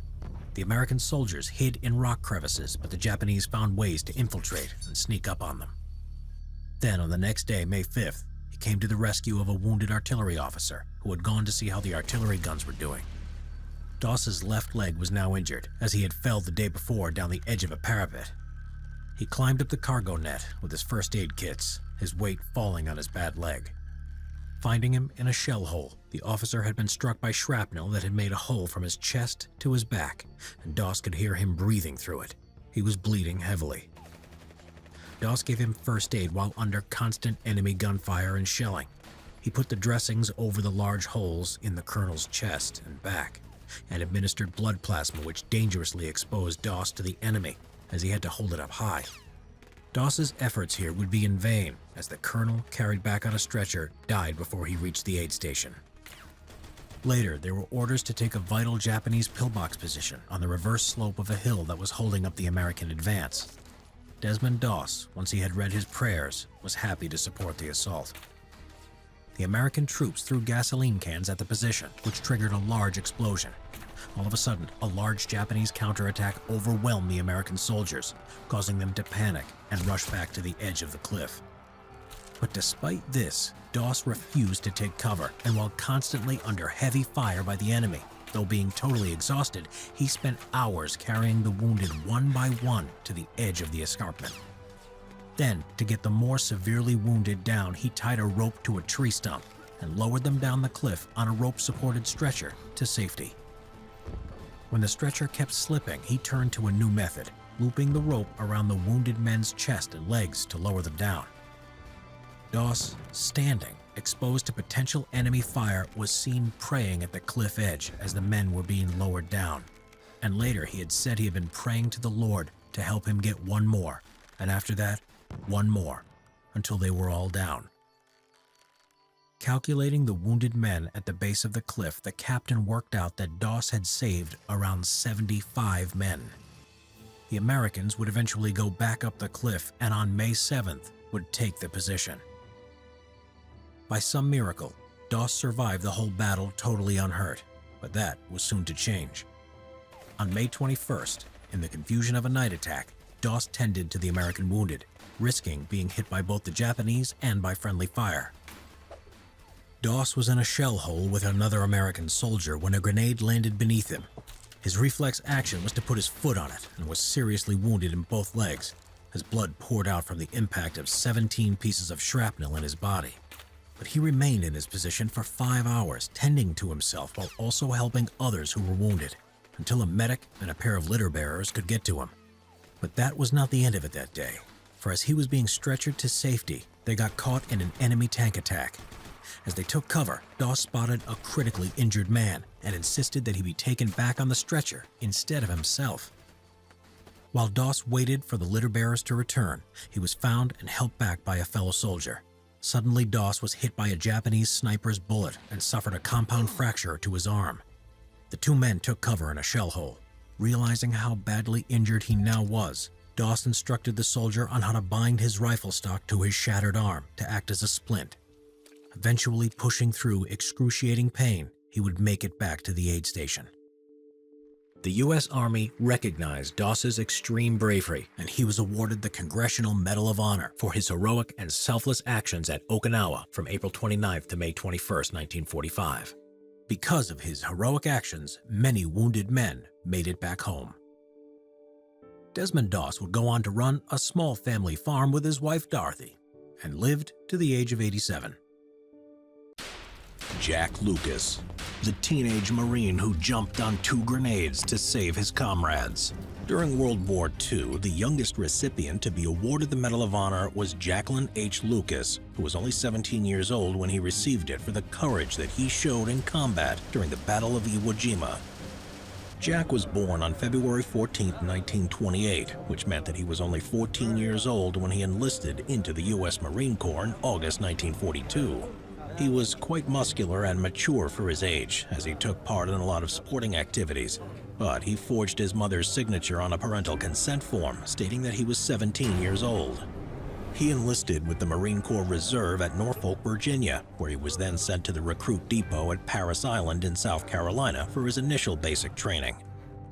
During this period, his instructors became aware of his outstanding performance on the shooting ranges, and he easily qualified as a sharpshooter. What they didn't know was that he used to attend the Edwards Military Academy in Salemburg, North Carolina as a cadet, where he practiced and developed his shooting skills. After a year of passing through various training camps, he was sent to the 6th Base Depot in Pearl Harbor, Hawaii on November 4, 1943, where he joined the 5th Amphibious Corps. When Jack arrived at Hawaii, other elements of his corps were preparing to depart for Tarawa, whilst other units were already deployed on the Gilbert Islands, the Marshall Islands, and the Mariana Islands. But Jack wasn't able to participate in any of these invasions. The reason for this was that the mail's censors had read one of Jack's letters that he had written to his girlfriend back home, in which he had mentioned his true age by mistake. The Marine Corps were going to discharge him and send him home, but when he told them that he would just go and join the Army instead, they let him stay, but he would only be allowed to drive a truck about on the military base at Hawaii. When he learned that the 5th Amphibious Corps were being sent to Iwo Jima, he was desperate to go with them. So on January 10, 1945, he walked out of the camp in his service uniform and didn't return that evening for roll call. He went on record as being absent without leave and was put under suspicion of desertion. The truth was, however, completely different. When he left the base, Jack took with him his field uniform and boots. He changed his uniform and boarded the USS Duel. On board the ship was the 1st Battalion 26th Marines of the 5th Marine Division, departing for Iwo Jima. Jack self-willingly joined the unit so he could participate in the landings on the island. He believed that this would be his last chance to see action against the Japanese. For a long time, Jack kept his head low on the ship. However, on February 8th, he reported to the commander of the Sea Company, Captain Robert Dunlap, and told him what he had done. If he had kept on hiding for another day, he would have found himself on the list of deserters. Jack's case was considered by Lieutenant Colonel Daniel C. Pollock, in command of the 5th Marine Division. Impressed by the youngster's courage, Pollock decided to let Jack Lucas remain in Captain Dunlap's company, although he was actually unaware of Lucas's true age. His only punishment was a reduction in rank from Private First Class to Private. Needless to say, Jack was extremely pleased with such a mild punishment. On February 19, 1945, along with the rest of the 5th Marine Division, Jack Lucas landed on Iwo Jima. The story of how Jack earned his Medal of Honor on Iwo Jima borders on a miracle. It was February 20th, the 2nd day of the battle. Jack was sweeping the Japanese foxholes and trenches with his comrades from C Company. While engaging the enemy from a trench, Jack noticed 11 Japanese soldiers emerging from a tunnel in a nearby trench. Immediately, the squad opened fire on the enemy, killing them all. Jack was so surprised how they came out of nowhere so suddenly that he fired his rifle from the hip at them. At one point, his gun jammed, so Jack looked down, trying to take out the cartridge that had got stuck. That was when he saw 2 grenades lying on the bottom of the trench in front of his comrades. In the heat of the battle, no one had noticed the grenades being thrown at them. There was no time to throw them back, so Jack yelled, "Grenades!" and dived towards them. He rammed one of them into the soft volcanic ash, covering it with his body and rifle, and grabbed the other one and shoved it beneath him. The latter didn't explode, but the first one did, and the blast threw him into the air. None of the other soldiers were injured. The explosion injured Jack's chest and lungs, as well as his neck and the entire right side of his body. Still, he remained conscious. He started to suffocate as his mouth filled with blood, and then his whole body began to go into convulsions. His comrades called out for a medic and started to move on when help arrived. The corpsman gave Jack a shot of morphine and bandaged his wounds. Suddenly, a Japanese soldier emerged from a hole and charged towards the pair of them. Usually medics were unarmed, but this one had a carbine. He emptied the entire clip into their attacker and killed him on the spot. The stretcher bearers carried Jack to the evacuation point on the landing beach. While they were carrying him, one of the bearers slipped and Jack hit his head on a rock, and when they got to the beach, he passed out. When night fell, he was transferred along with the other wounded Marines onto a landing craft. From the landing craft, Jack was moved to a cargo ship that also served as a hospital where he underwent his first operation. He was then moved to the hospital ship Samaritan and then on through several field hospitals until he finally reached San Francisco back in the States on March 28, 1945. Jack spent the following 7 months in hospital, undergoing a further 22 operations in all. Jacqueline Lucas was discharged from the Marines on September 18, 1945. They informed him that he had been recommended for a medal, but he paid no attention to it. Less than a month later, however, Jack received a call to attend a medal awards ceremony in Washington, D.C. on October 5, 1945. President Harry Truman presented him with the Medal of Honor. Jack died of leukemia in 2008, aged 80 years old. 8 years later, an Arleigh Burke-class destroyer, the USS Jack H. Lucas, was named after this extraordinary teenage hero. Did the U.S. Marines serve in Europe in World War II? There were U.S. Marines operating in Europe during World War II. In fact, quite a significant number of them were aboard U.S. warships in the Atlantic and Mediterranean throughout the war, as well as large numbers deployed protecting American naval and diplomatic sites in the region, but far less compared to the hundreds of thousands that were involved in the many bloody island assaults of the Pacific Campaign against Imperial Japan. At first, the U.S. Marine security detachments in Europe were assigned to protect U.S. naval bases in the United Kingdom, so they were not involved directly in combat. But with the setting up of the intelligence agency, the Office of Strategic Services, this all started to change. As the war progressed, U.S. Marines started to assist the OSS covert operations in Nazi-held Europe in increasing numbers. At least 50 of them served as intelligence agents and saboteurs for the OSS. Though their missions were highly classified, one Marine stood out from the rest, and that was Peter Pierre Julien Ortiz. He was born on August 5, 1913, in the United States of America, to a French-Spanish father and American mother, but was later educated in France at the University of Grenoble. In 1932, at the age of 19 and hungry for adventure, he joined the French Foreign Legion and over the course of the next 5 years rose through the ranks to become an acting lieutenant. Ortiz was offered a permanent commission as a second lieutenant if he agreed to re-enlist for another 5 years and consider eventual naturalization as a French citizen, but he declined this offer and returned to the United States. In his first tour with the Legion, Ortiz was awarded the Quadriguerre Medal with 2 palms, 1 gold star, 1 silver star, 5 citations during counterinsurgency operations in Morocco against some rebellious local Berber tribes. He also received the Croix des Combattants, the Wissam Alouette, and the Médaille Militaire. When the Second World War broke out in Europe, Ortiz re-enlisted in the Legion in October 1939 and later got battlefield commissions, initially to second lieutenant and then to first lieutenant. In June 1940, during the Battle of France, he was seriously wounded and captured by the Germans. This came about after he returned from a mission, only to find out that a fuel dump had not been destroyed as planned. He returned to the area on a motorbike, rode straight through the German lines, and successfully blew up the fuel dump. But on his way back, he was shot in the hip. As the bullet entered his body, it hit his spine and left him temporarily paralyzed, making it easy for the Germans to take him prisoner. He spent 15 months as a prisoner of war in a series of POW camps in Germany, Poland, and Austria. He attempted a number of escapes and finally succeeded in October 1941 when he boarded a ship in Lisbon, Portugal that was bound for the United States. He arrived there on December 8th and was interrogated by Army and Navy intelligence officers. He was in a poor physical condition and had to recuperate before being able to pass the physical examination. On June 22, 1942, he enlisted in the Marine Corps and was assigned to boot camp at Paris Island.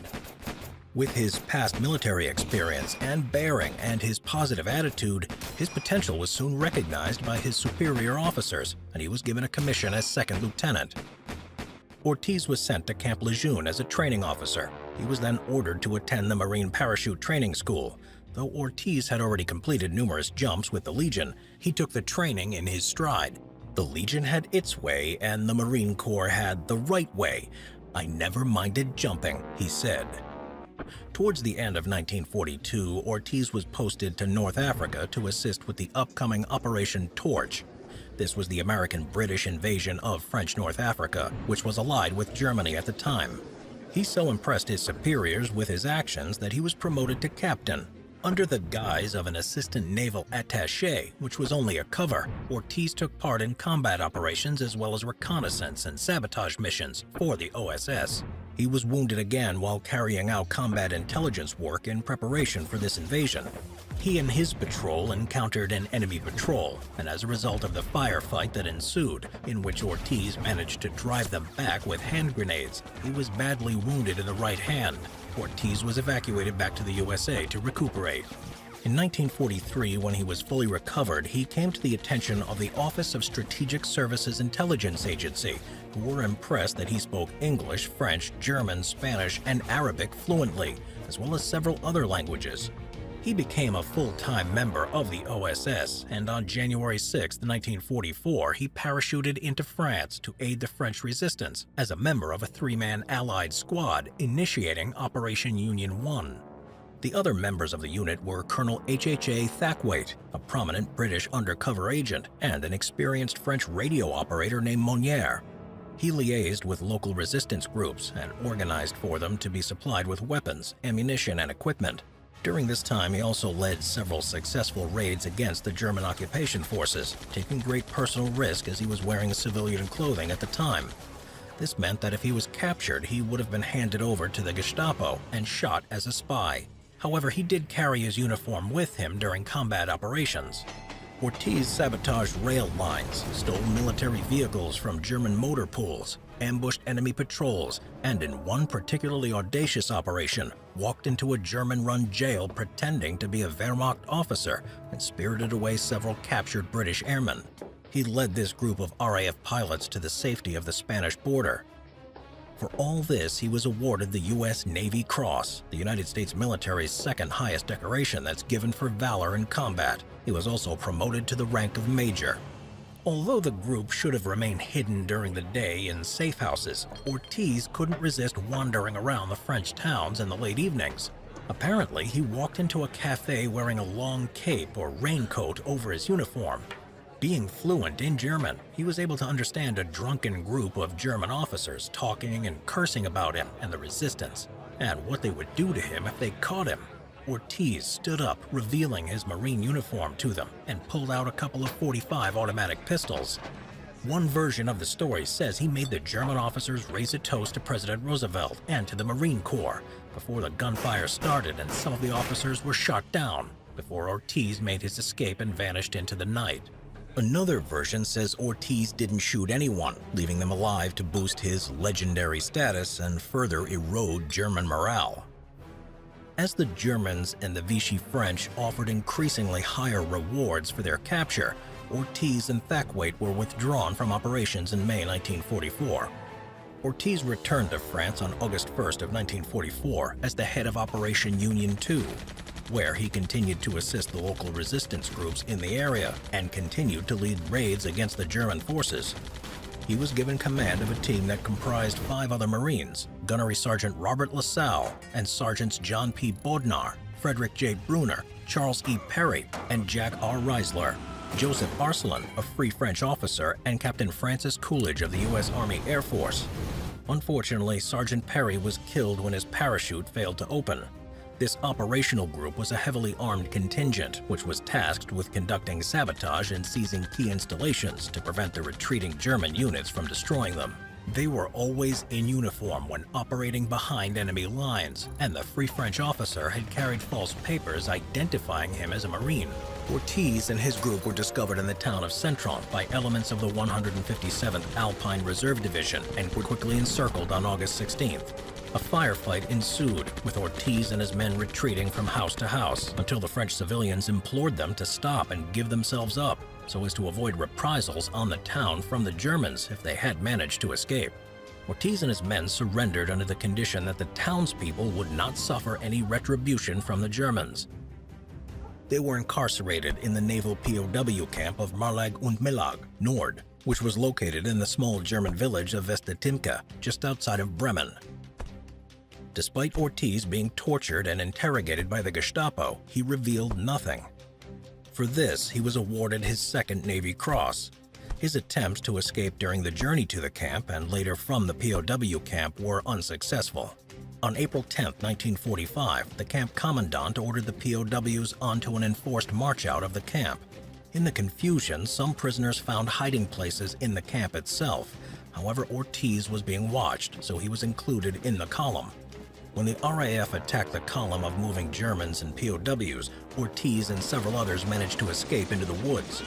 They wandered for 10 days hoping to find the British lines. Since they were unsuccessful, they returned to the camp, where they found the remaining Allied prisoners had taken charge of the compound. And a few days later, his prisoner of war camp was liberated by the Allies on April 29, 1945.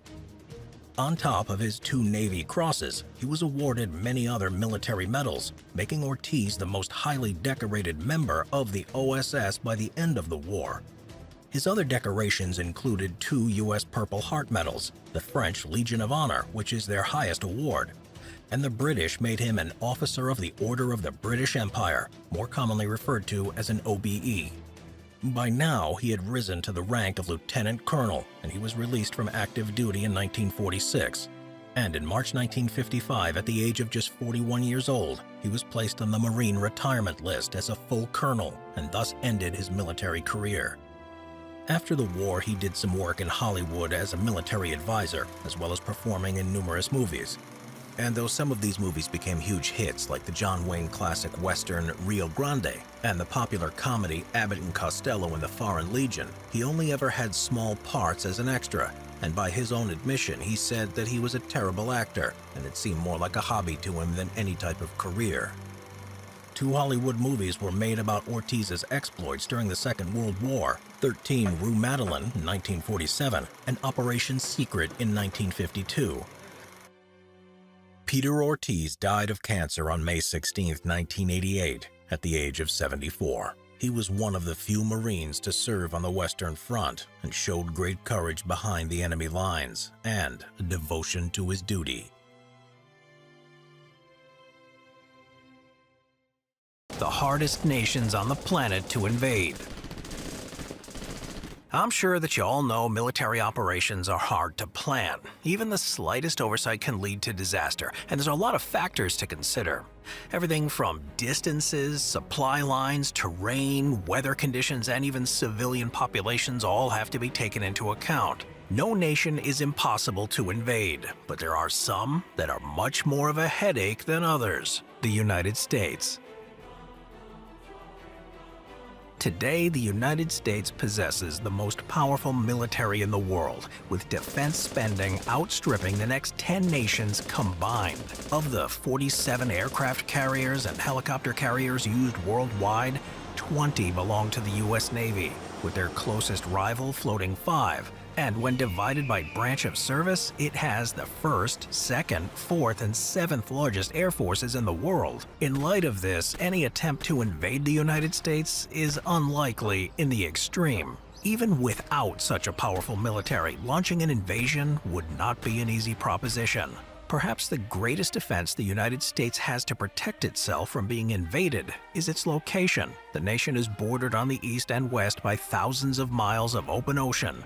Any rival nation or power bloc that could feasibly threaten the U.S. would have the monumental logistical task of supplying a force sufficient enough to subdue the 3rd largest nation across endless miles of trackless water. Even the isolated state of Hawaii is a tiny dot in the middle of the Pacific Ocean, thousands of miles from any mainland, and supplying an invasion force would be a titanic undertaking for such a small territory. Should the logistics challenge be overcome, the topography of the U.S. would make any invasion difficult at best. The largest state of Alaska is gigantic, at over 663,000 square miles, most of it lacking any real infrastructure or population centers, and covered in forests and mountain ranges that are difficult to traverse, and can experience winters with temperatures dropping well below freezing during the winter. The lower 48 states have their own geographic challenges as well. Covering over 3 million square miles of territory, the size alone is a daunting task for any army. The Pacific Northwest is covered in dense forests that are difficult to navigate, while the Southwest is home to scorching deserts where temperatures can reach 120 degrees Fahrenheit. Separating the West Coast from the interior is the rugged Rocky Mountains, whose narrow passes are perfect choke points to stall an invader. The Great Plains are vast expanses of wide-open territory subject to severe weather conditions, mainly in the form of tornadoes, suffering more than the rest of the world combined. The Southeast is filled with swamps and marshland that can bog down any invader, while the East Coast is shielded by the Appalachian Mountain Range, which are not as rugged as the Rockies, but are still a formidable barrier, and filled with countless caves and mines that could house hidden insurgents. The Northeast is heavily urbanized, turning the sprawling metropolitan areas into so many Stalingrads to grind down an invader. In addition to the geography, the population itself is a defense. With over 330 million people, the United States is the third most populated nation on the planet and is by far the most heavily armed. With an estimated 120 guns for every 100 citizens, there are an estimated 400 million firearms and trillions of rounds of ammunition in private hands. Should even a fraction of these people fight in an invasion scenario, they would still overwhelm any possible invader with the sheer weight of numbers. All of these factors combined mean that a direct invasion of the United States is almost certain to fail, even if the overwhelming might of the U.S. military is not brought to bear. Battles of Lexington and Concord, April 19, 1775. The battles of Lexington and Concord were the first military engagements of the American Revolutionary War. Tensions had been building between the British and the colonial Americans for years over taxes.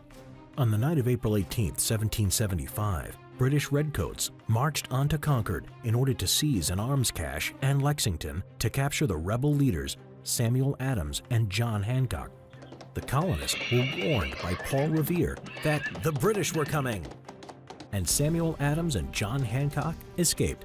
The next day, the colonial militiamen assembled at Lexington and faced the much bigger British force. Neither side wanted to attack, but in the confusion, a shot was let off. This was the shot heard round the world. Both sides exchanged volleys, and the colonial militia fled to Concord.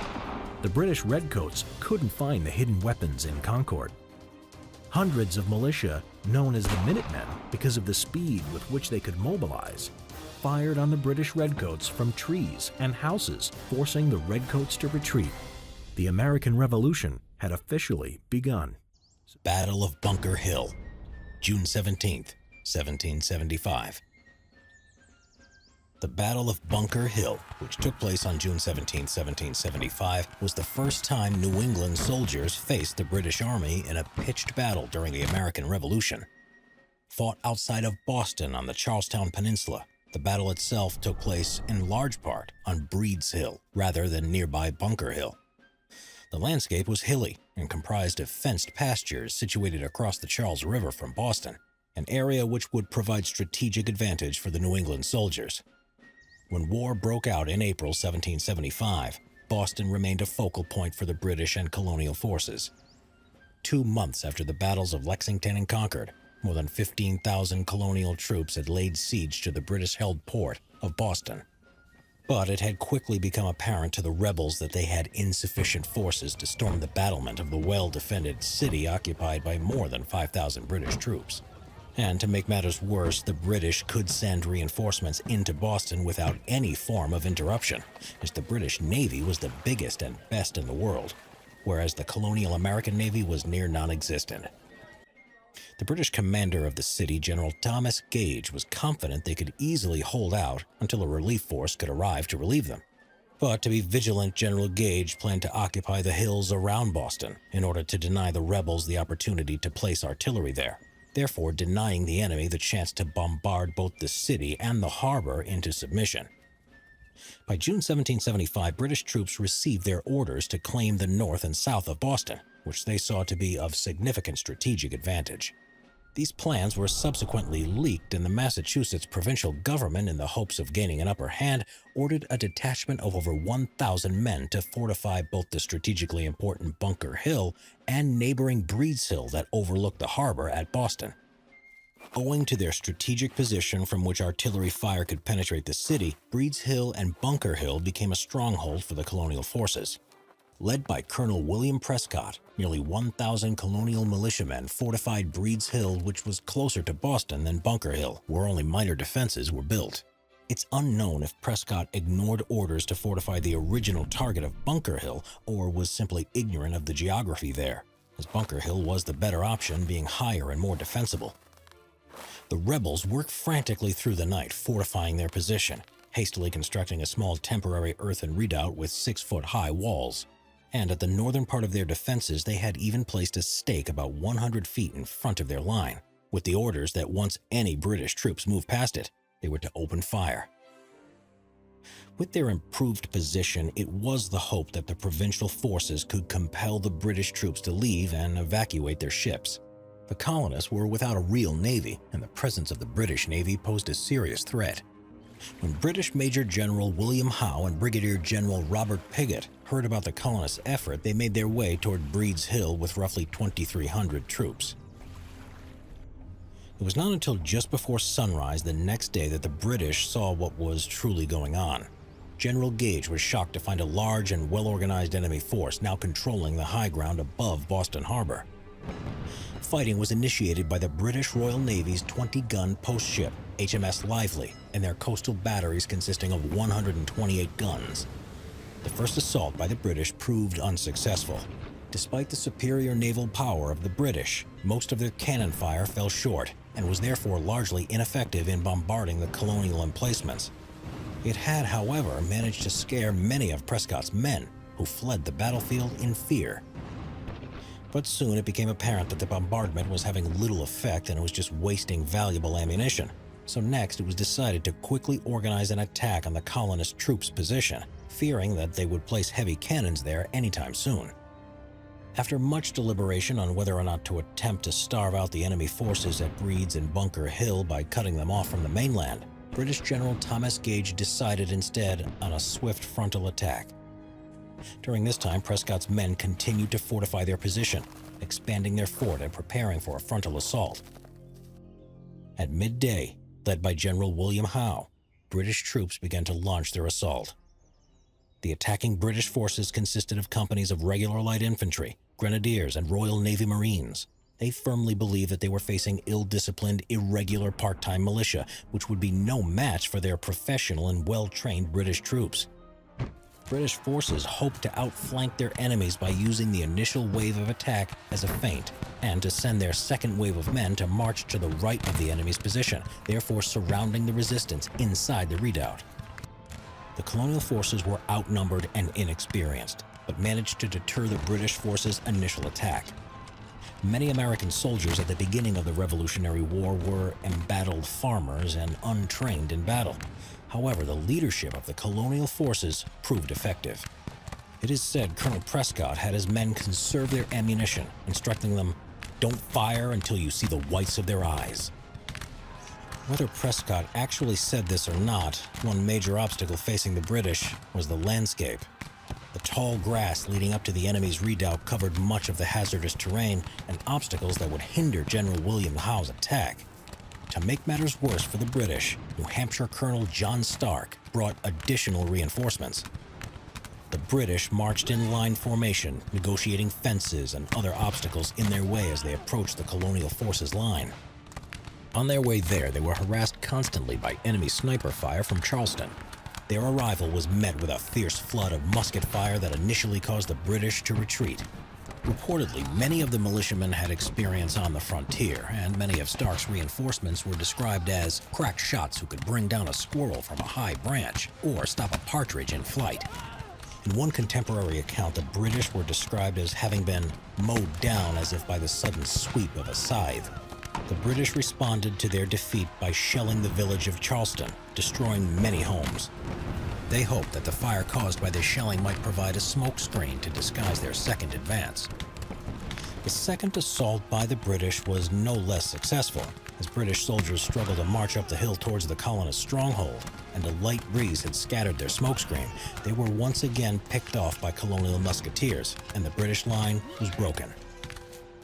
Despite these initial victories, the colonists lacked the initiative to restock on troops and ammunition. The British were unsure whether or not to renew their attack, afraid of another bloody defeat. However, General Howe observed that to be forced to give up Boston would, gentlemen, be very disagreeable to all. For their third assault, British troops were allowed to shed their heavy packs, facilitating their movement up the hill. They made their way to the redoubt where American militiamen shot what remaining ammunition they had. The third assault by the British in the late afternoon met with much more success, though they had to charge over the numerous dead bodies from the previous assaults. Once the British had broken through, brutal hand-to-hand combat ensued.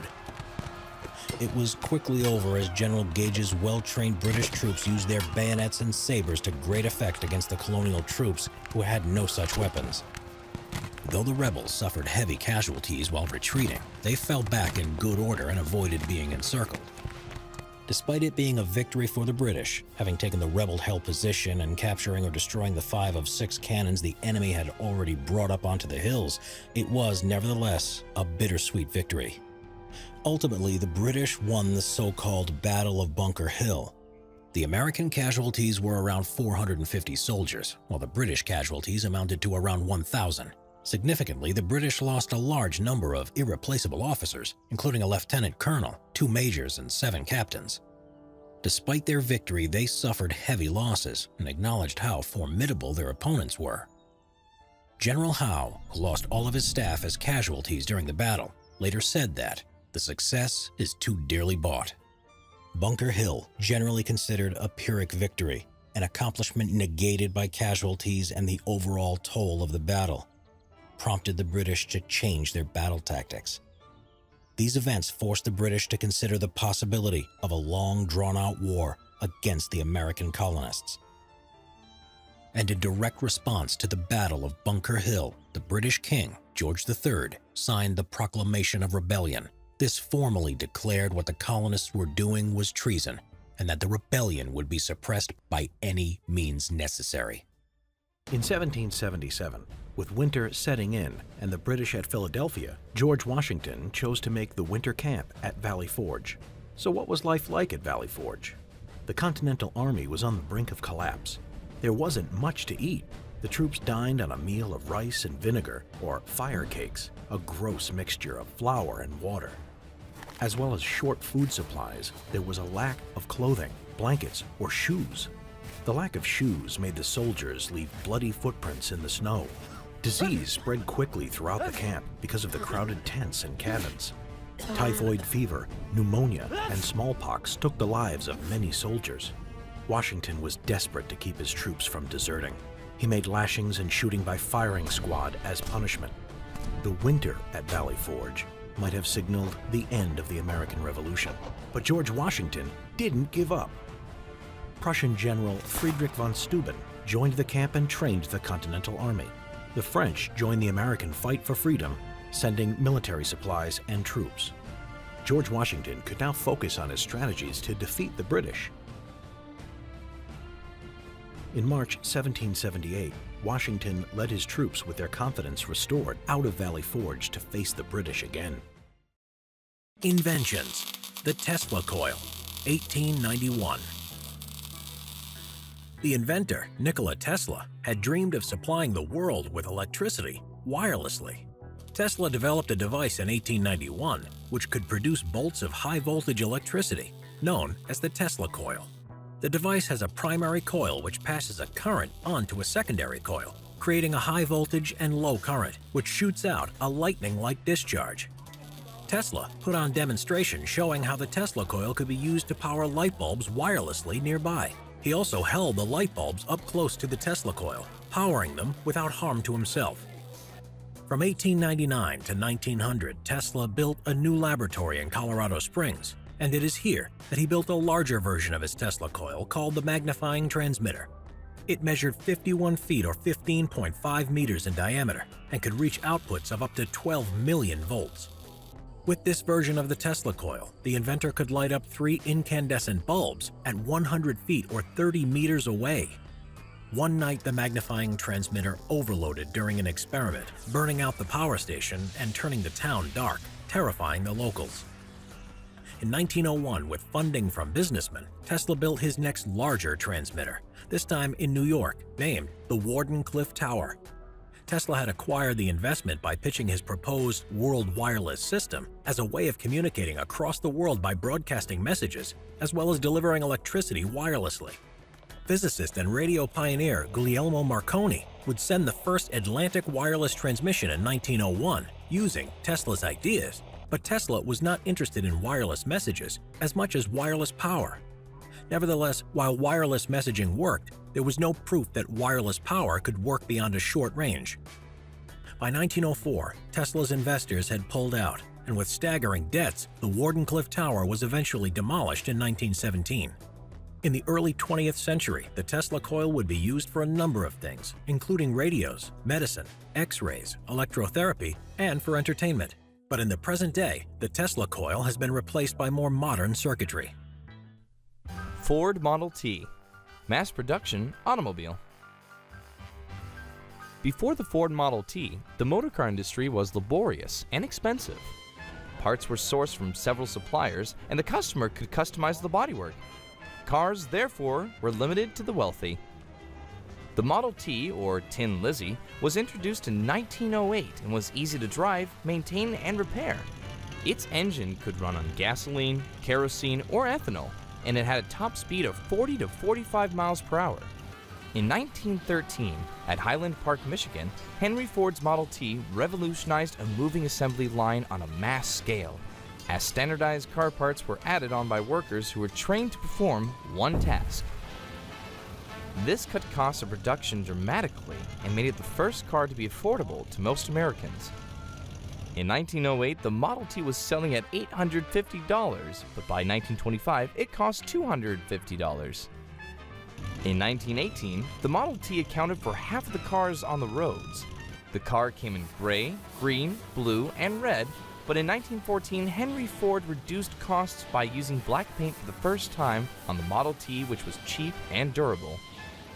As the motor industry expanded greatly, Henry Ford created a livable wage and shifts for his workers, as well as introducing an 8-hour working day. 15 million Model Ts were manufactured by the end of its run in 1927. Space Shuttle, reusable low Earth orbital spacecraft. The Space Shuttle was commissioned by NASA in the late 1960s as a solution to reduce the cost of spaceflight by making spacecraft reusable. It was the world's first spacecraft of this type. The shuttle had several uses, carrying astronauts or large payloads like satellites and components for repair or expansion of other spacecraft. Astronauts could also do experiments on board while in space. The 3 parts that made up the space shuttle were the orbiter, the part that resembles an aeroplane, the large orange external tank, and 2 solid rocket boosters. The entire space shuttle stood at a height of 184.2 feet, or 56.1 meters, while the orbiter had a length of 122 feet 2 inches, or 37.24 meters, a wingspan of 78 feet 6 inches, or 23.79 meters, and a crew capacity of 6 to 8 astronauts. 6 orbiters were built in Palmdale, California, by the Rockwell International Company, which were the Enterprise, Columbia, Challenger, Discovery, Atlantis, and Endeavour. During liftoff, the solid rocket boosters and the main engines on the orbiter blasted off from Earth. The 2 solid rocket boosters dropped off after the first 2 minutes of launch, fell into the ocean, and were picked up by boat for reuse for a future flight.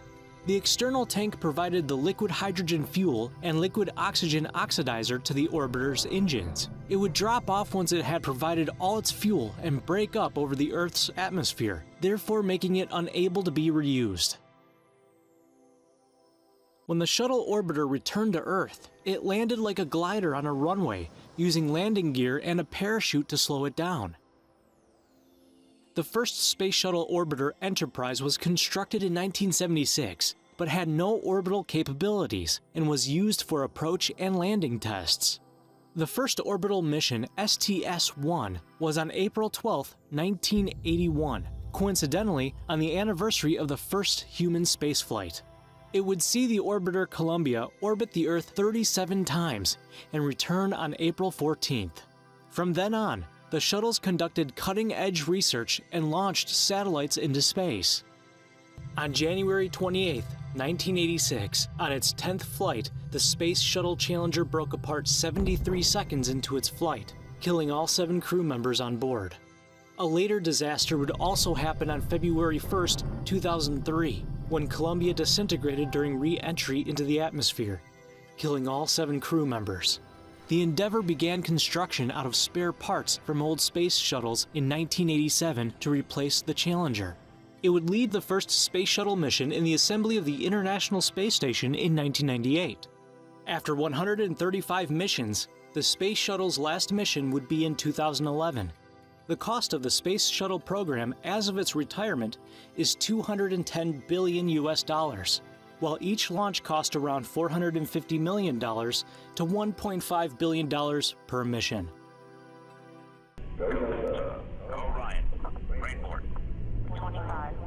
The Space Race. The Cold War saw a competition between the world's 2 great powers, the Democratic Capitalist United States and the Communist Soviet Union. Both sides would fight to have the best technology in space, and who could achieve the firsts. As World War II was coming to an end, the Americans and the Soviets captured Germany's rocket engineers and their rocket technology, including V-2s. One recruitment of particular value for the Americans was the rocket engineer Wernher von Braun, who would lead the US program. The Soviets, meanwhile, would recruit Ukraine-born Sergei Korolev to lead the Soviet space program. In 1955, both countries announced that they would be launching satellites into orbit. The Soviet Russians took the lead by becoming the first to put a successful satellite into orbit when they launched Sputnik 1 on October 4, 1957. Unfortunately for the Americans, their successful launch of their first satellite, Explorer 1, would come a whole 4 months later. Next would come another remarkable achievement, and it would go again to the Soviets. The first man in space. In April 1961, cosmonaut Yuri Gagarin became the first person to orbit the Earth, traveling in the spacecraft Vostok 1. When he came back to Earth, Gagarin became a hero of the Soviet Union and a celebrity worldwide.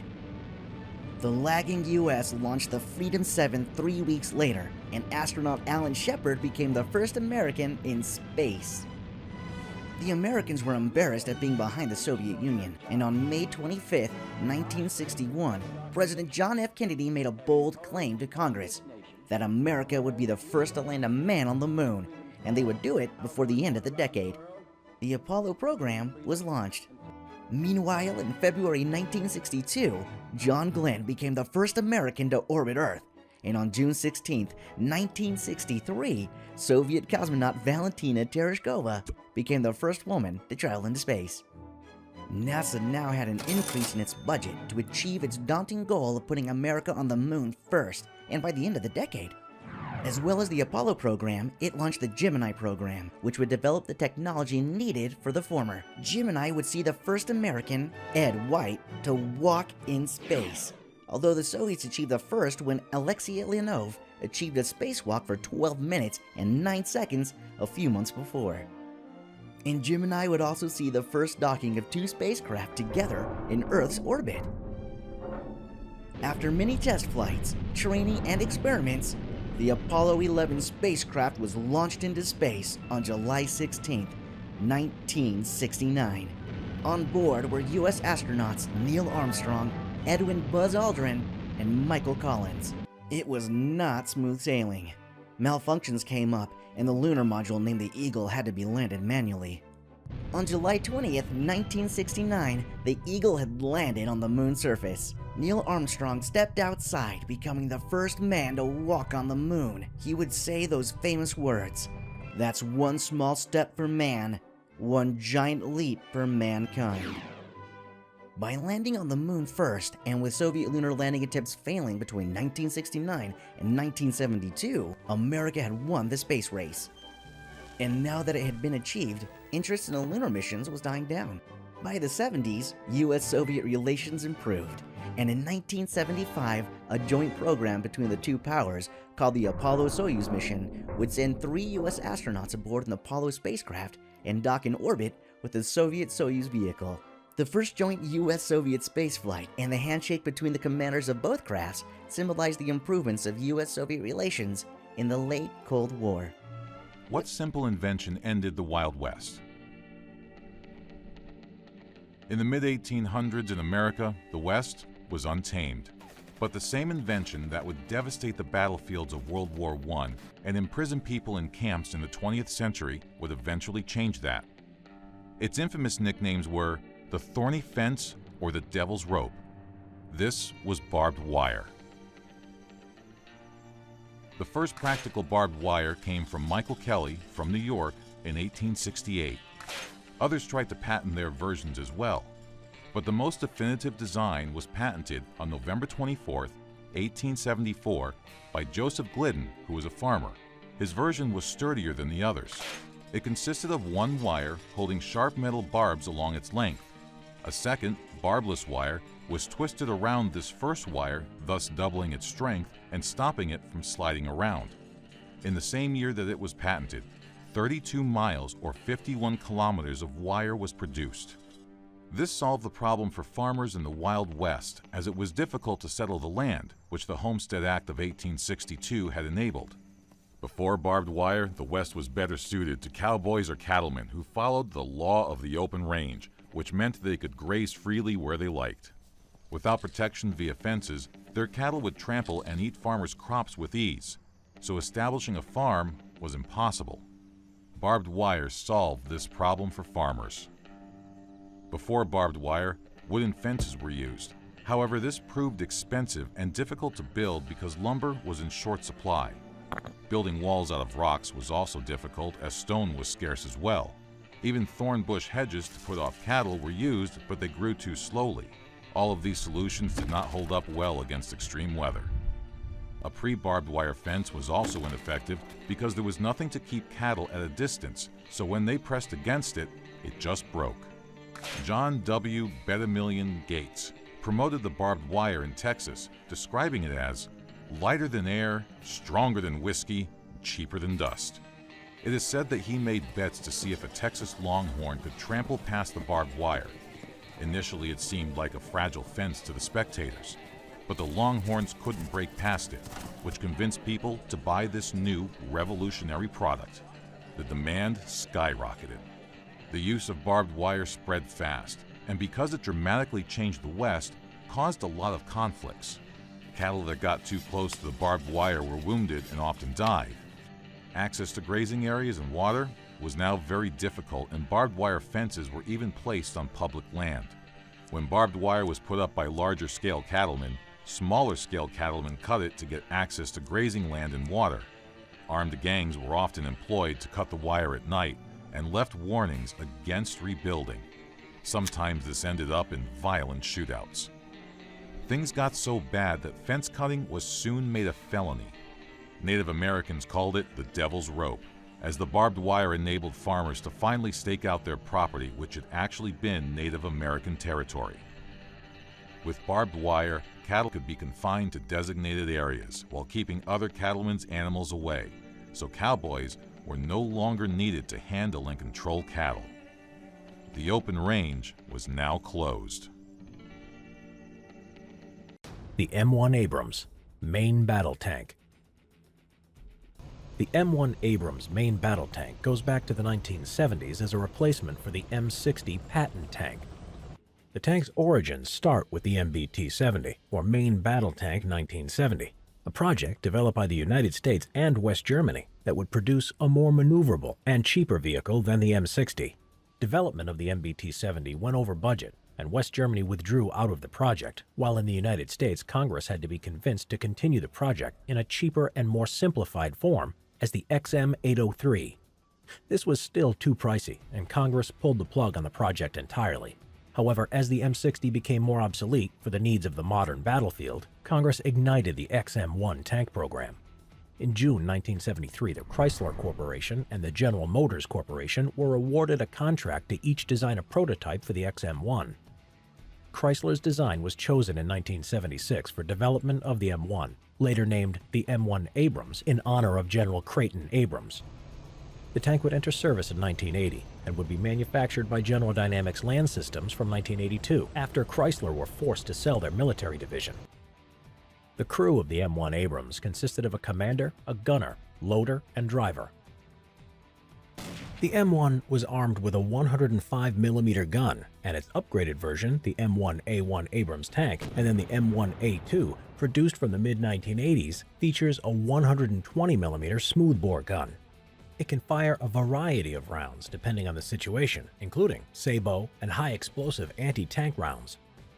The turret contains state-of-the-art equipment, a laser rangefinder, a ballistic computer, a gunner thermal imaging day and night sight, a muzzle reference sensor to measure the gun tube distortion, and a wind sensor.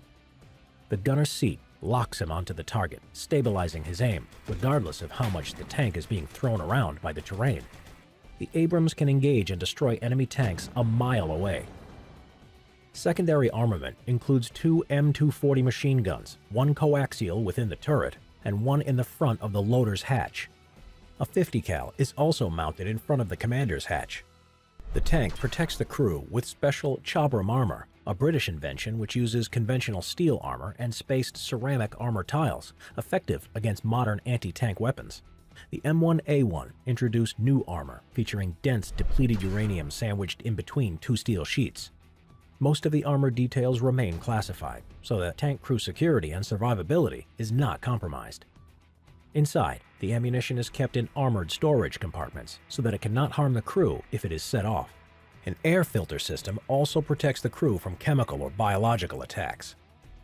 The tank has a low profile and weighs 60 to 68 short tons depending on the model. The M1 Abrams has great mobility using its gas turbine AGT 1500 engine, which gives the tank a performance of 42 miles per hour or 72 kilometers an hour on the road, or 30 miles per hour or 48 kilometers per hour off-road. In 1991, during Operation Desert Storm, the world recognized the M1 Abrams capabilities. The U.S. military would send troops to Kuwait against the Iraqi troops who had invaded and occupied the country. 2,000 M1A1 Abrams were deployed by the U.S. Army and Marine Corps. By the end of the conflict, they had destroyed 2,600 Iraqi armored vehicles. Not one Abrams tank was destroyed by the enemy. The 9 Abrams tanks that were destroyed were by friendly fire or on purpose by U.S. forces if damaged to prevent their capture. The deadliness and quiet operation of the M1 Abrams tank has earned it such nicknames as the Beast, or Dracula, and the Whispering Death. The Abrams continues its service in the present day by the U.S. military, and we'll see a new version, the M1A3, in the future.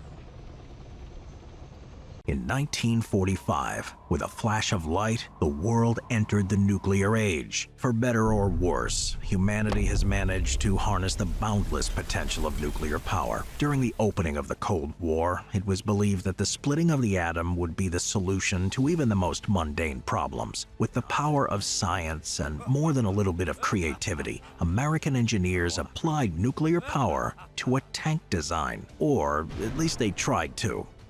Development.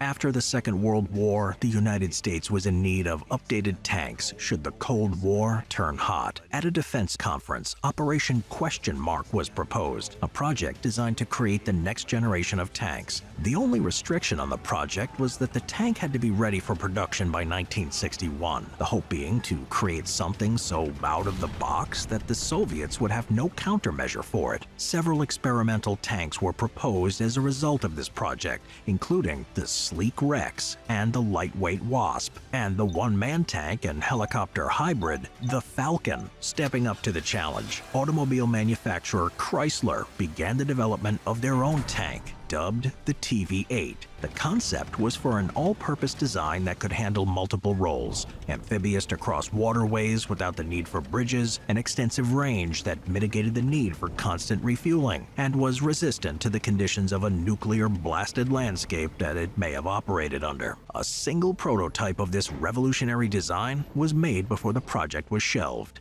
Propulsion.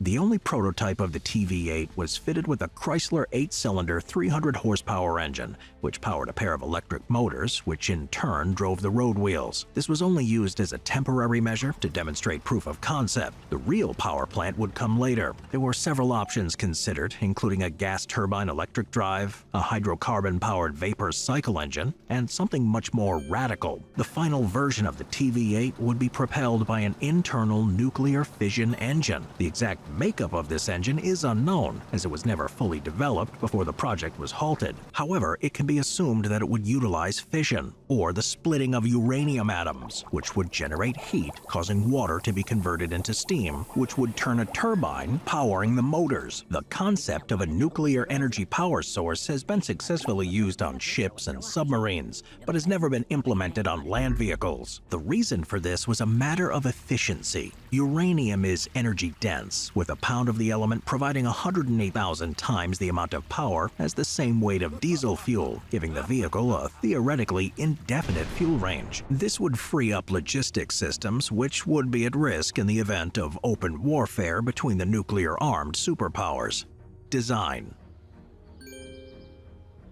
The TV-8 was designed with two halves. The lower portion were the tracks, which propelled the vehicle. Above that was the large and unwieldy-looking turret, which housed everything else: the weapons, ammunition, crew, nuclear reactor, transmission, and all other components. These two halves can be detached and transported separately, making hauling the tank long distances much easier. The turret itself was made of two parts: an outer layer, which was smooth, the only exception being the roof, which had a hatch for crew access, while the inner layer was armored, protecting the crew and internal workings. Between the layers was nothing but air, which gave the TV-8 positive buoyancy. Being able to float, on the back of the turret was a water jet pump, which could propel it across water. Dimensions. The TV-8 was only made as a prototype, and this was more of a proof of concept than a practical fighting platform. With this in mind, it still was a lightweight tank, weighing in at 25 tons. It was also 29 feet or 8.8 meters long, including the main gun, 11 feet or 3.4 meters wide, and 9.5 feet or 2.9 meters high. Armament.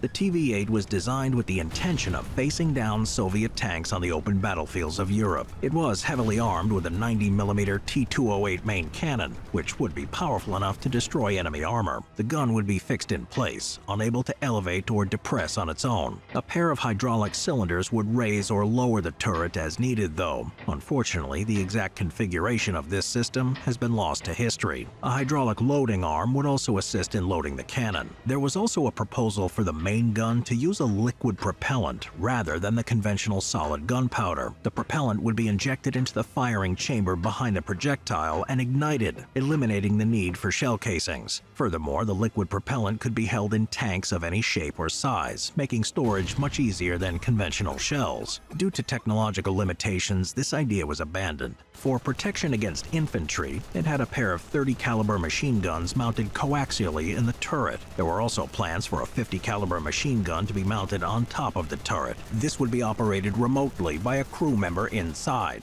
Armor.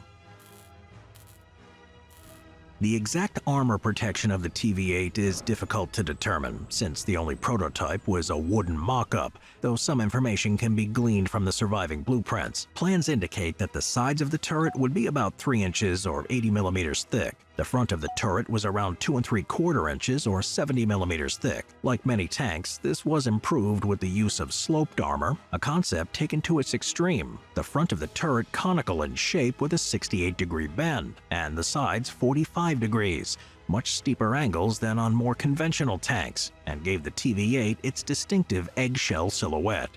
crew.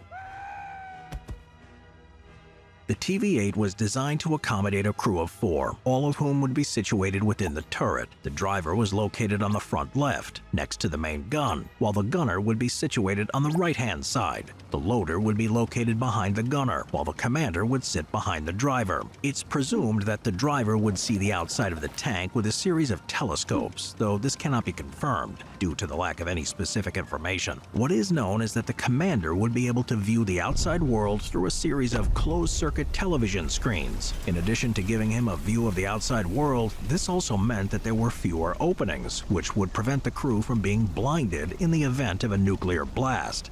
Flaws.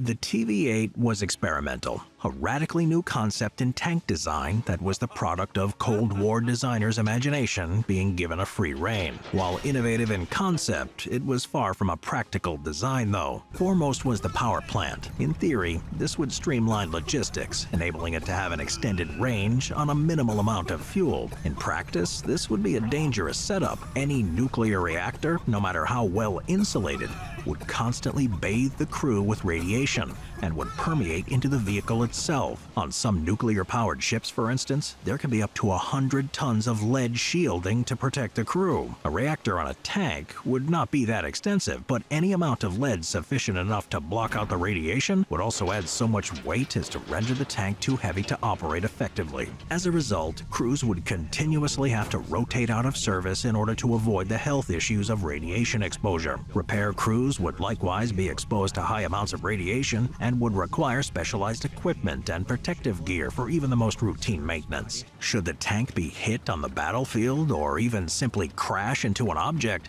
there's no risk of a nuclear explosion, but the leaking of radioactive material is inevitable. Should this happen, the tank as well as the surrounding area will become irradiated, affecting the surviving crew members and the environment as well. Virtually everyone on the battlefield would be exposed to lethal doses of radiation from the destruction or even from a damaged single tank. Recovery operations would be hazardous, if not outright impossible, as each wreck would be a miniature Chernobyl, having a lasting impact potentially decades into the future. As well as the nuclear fuel source, the design of the tank had other flaws, namely the turret. Its large size made it top-heavy and difficult to maneuver, and it would be an easy target for the enemy to shoot at, all the while not giving any advantages over more conventional configurations. There's also a risk of nuclear proliferation. Nuclear material is difficult to acquire and is carefully guarded by national governments. Something like a tank's power plant, however, could be easily stolen, and terrorist groups could use the radioactive core as part of a dirty bomb or other nefarious purpose. In all, the TV-8 was a flawed concept, which, while creative, its disadvantages outweigh any potential benefits. It remains one of the greatest what-ifs of military history. More at home in works of science fiction than on the battlefield. World War II tech. M4 Sherman, medium tank. One of the most recognizable tanks from World War II, the Sherman tank, officially known as the medium tank M4, was built in the USA and used by the US Army, US Marines, and British, Canadian, Soviet, and Free French forces. The United States was behind in tank technology at the beginning of World War II, and panic at the German developments and victories in Europe resulted in the rushed design of the M3 Lee. The M4 Sherman was named after the famous American Civil War general, William T. Sherman. It would be more of a refined design than the M3, which was a stopgap and featured the same lower hull and suspension, but with a new upper hull. The first prototype, known as the T6, debuted in September 1941. The M4 Sherman was first rushed into production at the Lima Locomotive Works factory intended for the British forces as Lend-Lease. Its upper hull was cast, which meant improved protection and speedier production than the M3. The armor thickness was a maximum of 76 millimeters or 3 inches and had a minimum of 15 millimeters or 0.59 inches. The overall tank weighed 33 tons. The tank would have a height and width limitation, a specification ordered by the U.S. Army so that it could be transported on bridges, landing craft, and railroads without any special equipment. This limitation meant that the tracks were narrow, which gave the tank poor mobility in muddy terrain. The Sherman's armament was a 75mm main gun and coaxial 30 cal Browning M1919A4 machine gun in an electric-powered, fully traversing turret. Another 30 cal machine gun was also placed in the hull, and a Browning 50 cal machine gun could be placed on top of the turret for anti-air and anti-personnel defense. The M4 Sherman had a good speed of 35 to 47 kilometers per hour, or 22 to 30 miles per hour, on the road, and a range of 160 to 240 kilometers, or 100 to 150 miles, depending on the variant. One praise from crews of the tank would be the ease of maintenance on the battlefield, especially compared to German tanks. Standardized production variations in the engines and sometimes different upper hulls were identified by its 7 sub-designations: M4, M4A1, M4A2, M4A3, and so forth. The tank carried a crew of 5, including the commander, gunner, loader, driver, and co-driver. The first Sherman tanks saw action with the British at El Alamein, North Africa, in October 1942 and remained a popular tank with the British Army. It would then go on to fight in Italy, Western Europe, and throughout the Pacific theater. The Sherman found an equal adversary in early versions of the Panzer IV, although it was soon recognized by the German panzer crews that the Sherman was lightly armored. When it went against the new heavily armored German Tiger or the Panther tanks, the Sherman was no match. These German tanks could knock out a Sherman tank from far distances that exceeded the range of the Sherman's 75mm gun. Even at close ranges, the Sherman's gun found it difficult to penetrate the Tiger's armor. Because of American emphasis on mass production, innovations did not catch up with these new German arrivals, so by D-Day 1944, the Sherman was outclassed. American doctrine also stressed that the Sherman tank was an exploitation vehicle, not designed to engage in combat with tanks, a role that was supposed to be for specially designed tank destroyers. Tank crews tried to give themselves a fighting chance on the battlefield by adding additional steel plate armor or even sandbags to their Shermans. It would take superior numbers of Shermans to take out one Tiger or Panther tank. One of the problems was figuring out how the Sherman turret could be fitted with a more powerful gun. While some Shermans were fitted with a 76mm gun, such as the M4A3 Easy 8, and some the 105mm howitzer, the true anti-tank answer was the British Sherman Firefly, a modification that fitted a QF 17-pounder gun in the turret.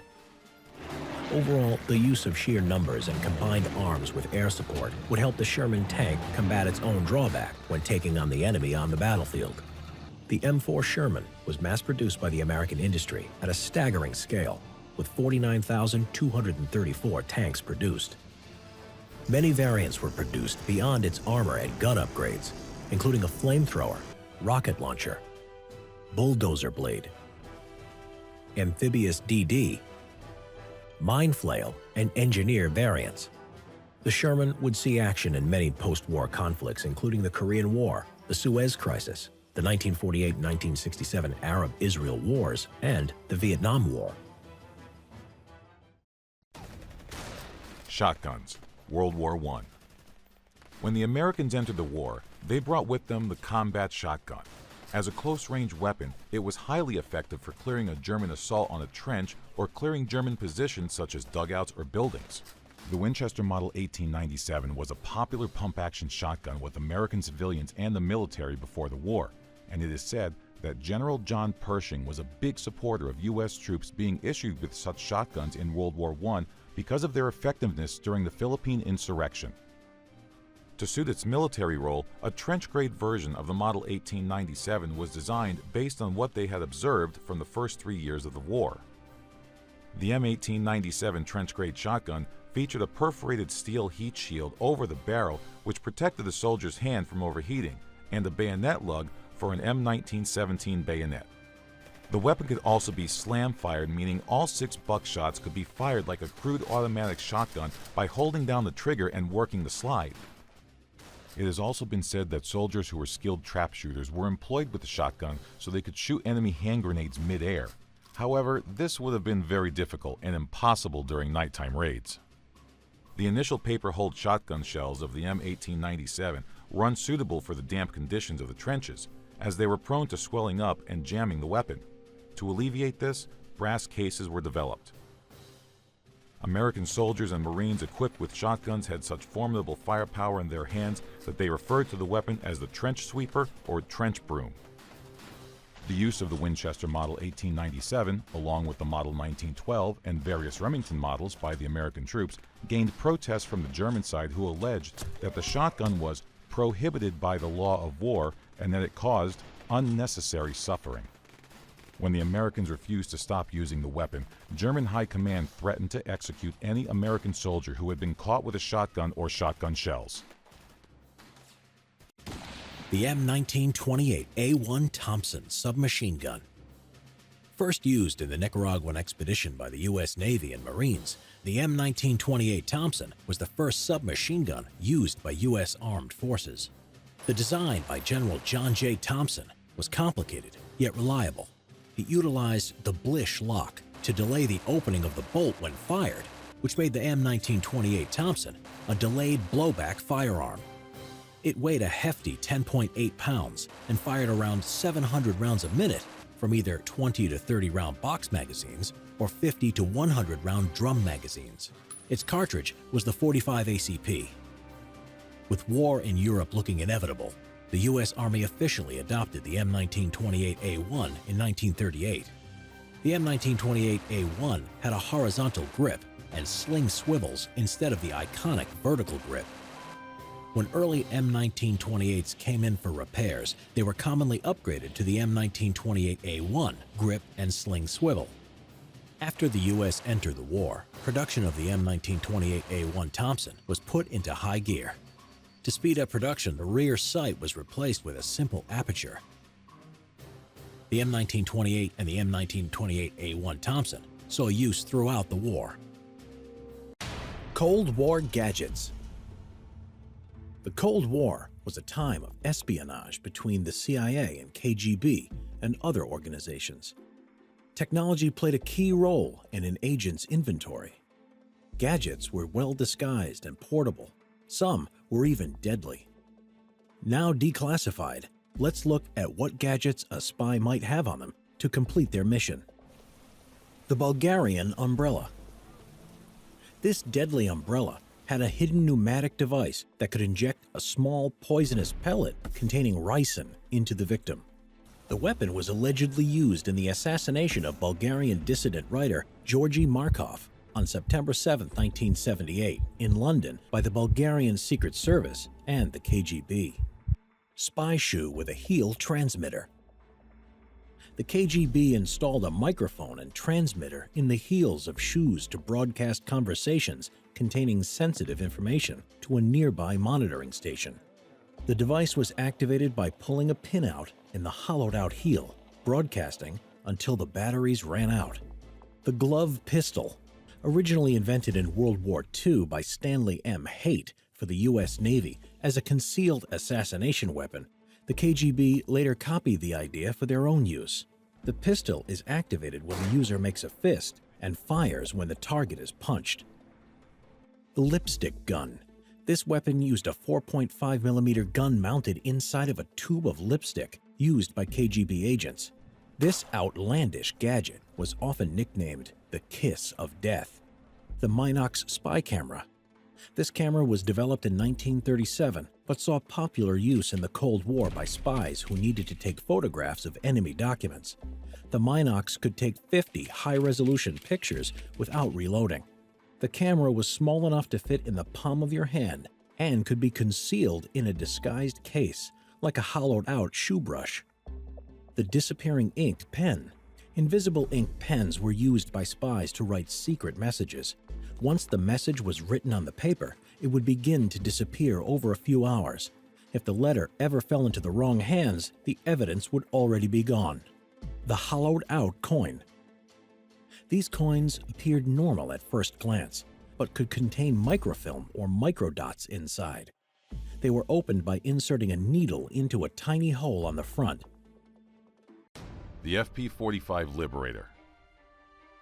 During World War II, the Allies made a lot of effort to support resistance fighters in occupied countries by delivering them all kinds of weapons and materials in order to set Europe ablaze. One of the most curious weapons made for such a purpose was the FP-45 Liberator pistol. The idea behind creating such a weapon was to arm potential insurgents in occupied Europe with stealth pistols that they could use against enemy soldiers, hence the name Liberator. It was intended for hundreds of thousands of these pistols to be dropped into Europe so German soldiers would be looking over their shoulder, knowing that anyone could carry a small, concealable weapon. The pistol dimensions were minimal, with an overall length of 5.55 inches or 141 millimeters, and weighed only 1 pound or 0.45 kilograms, so it easily could be concealed in a pocket. Its intended purpose was for the resistance member to assassinate the enemy at close range, after which they would take his better-suited weapon. The proximity of the target was of great importance, as the pistol barrel was smooth-bore, so it did not allow shooting distances farther than 26 feet or 8 meters. In real conditions, the effective range was actually no more than 13 feet or 4 meters. The ammunition used for the FP-45 Liberator was the powerful 45 ACP, the same one used by the Colt M1911 pistol. At short distances, this round was quite effective, regardless of the smooth barrel. The US government had big plans for the FP-45 Liberator, so 1 million of them were made. This job was given to the GMC Guide Lamp Factory in Anderson, Indiana. In order to cover up the real purpose of the weapon, it was designated as the Flare Projector Caliber 45. The production of the pistol was quite simple and cheap. In just 11 weeks, until August 1942, 300 workers made 1 million pistols. The Liberator consisted of only 23 steel parts, and the production price per pistol was cheap at $2.40, giving it the nickname of the Woolworth pistol. Liberators were delivered in card boxes along with 10 .45 caliber rounds, a wooden dowel, and a comic book-like instruction manual. It was a single-shot pistol, and in order to use it, the user removed a round from the housing inside the hand grip and inserted it manually into the breech. Reloading was more complicated, as the user had to unlock the breech and poke out the empty case with the help of the wooden dowel.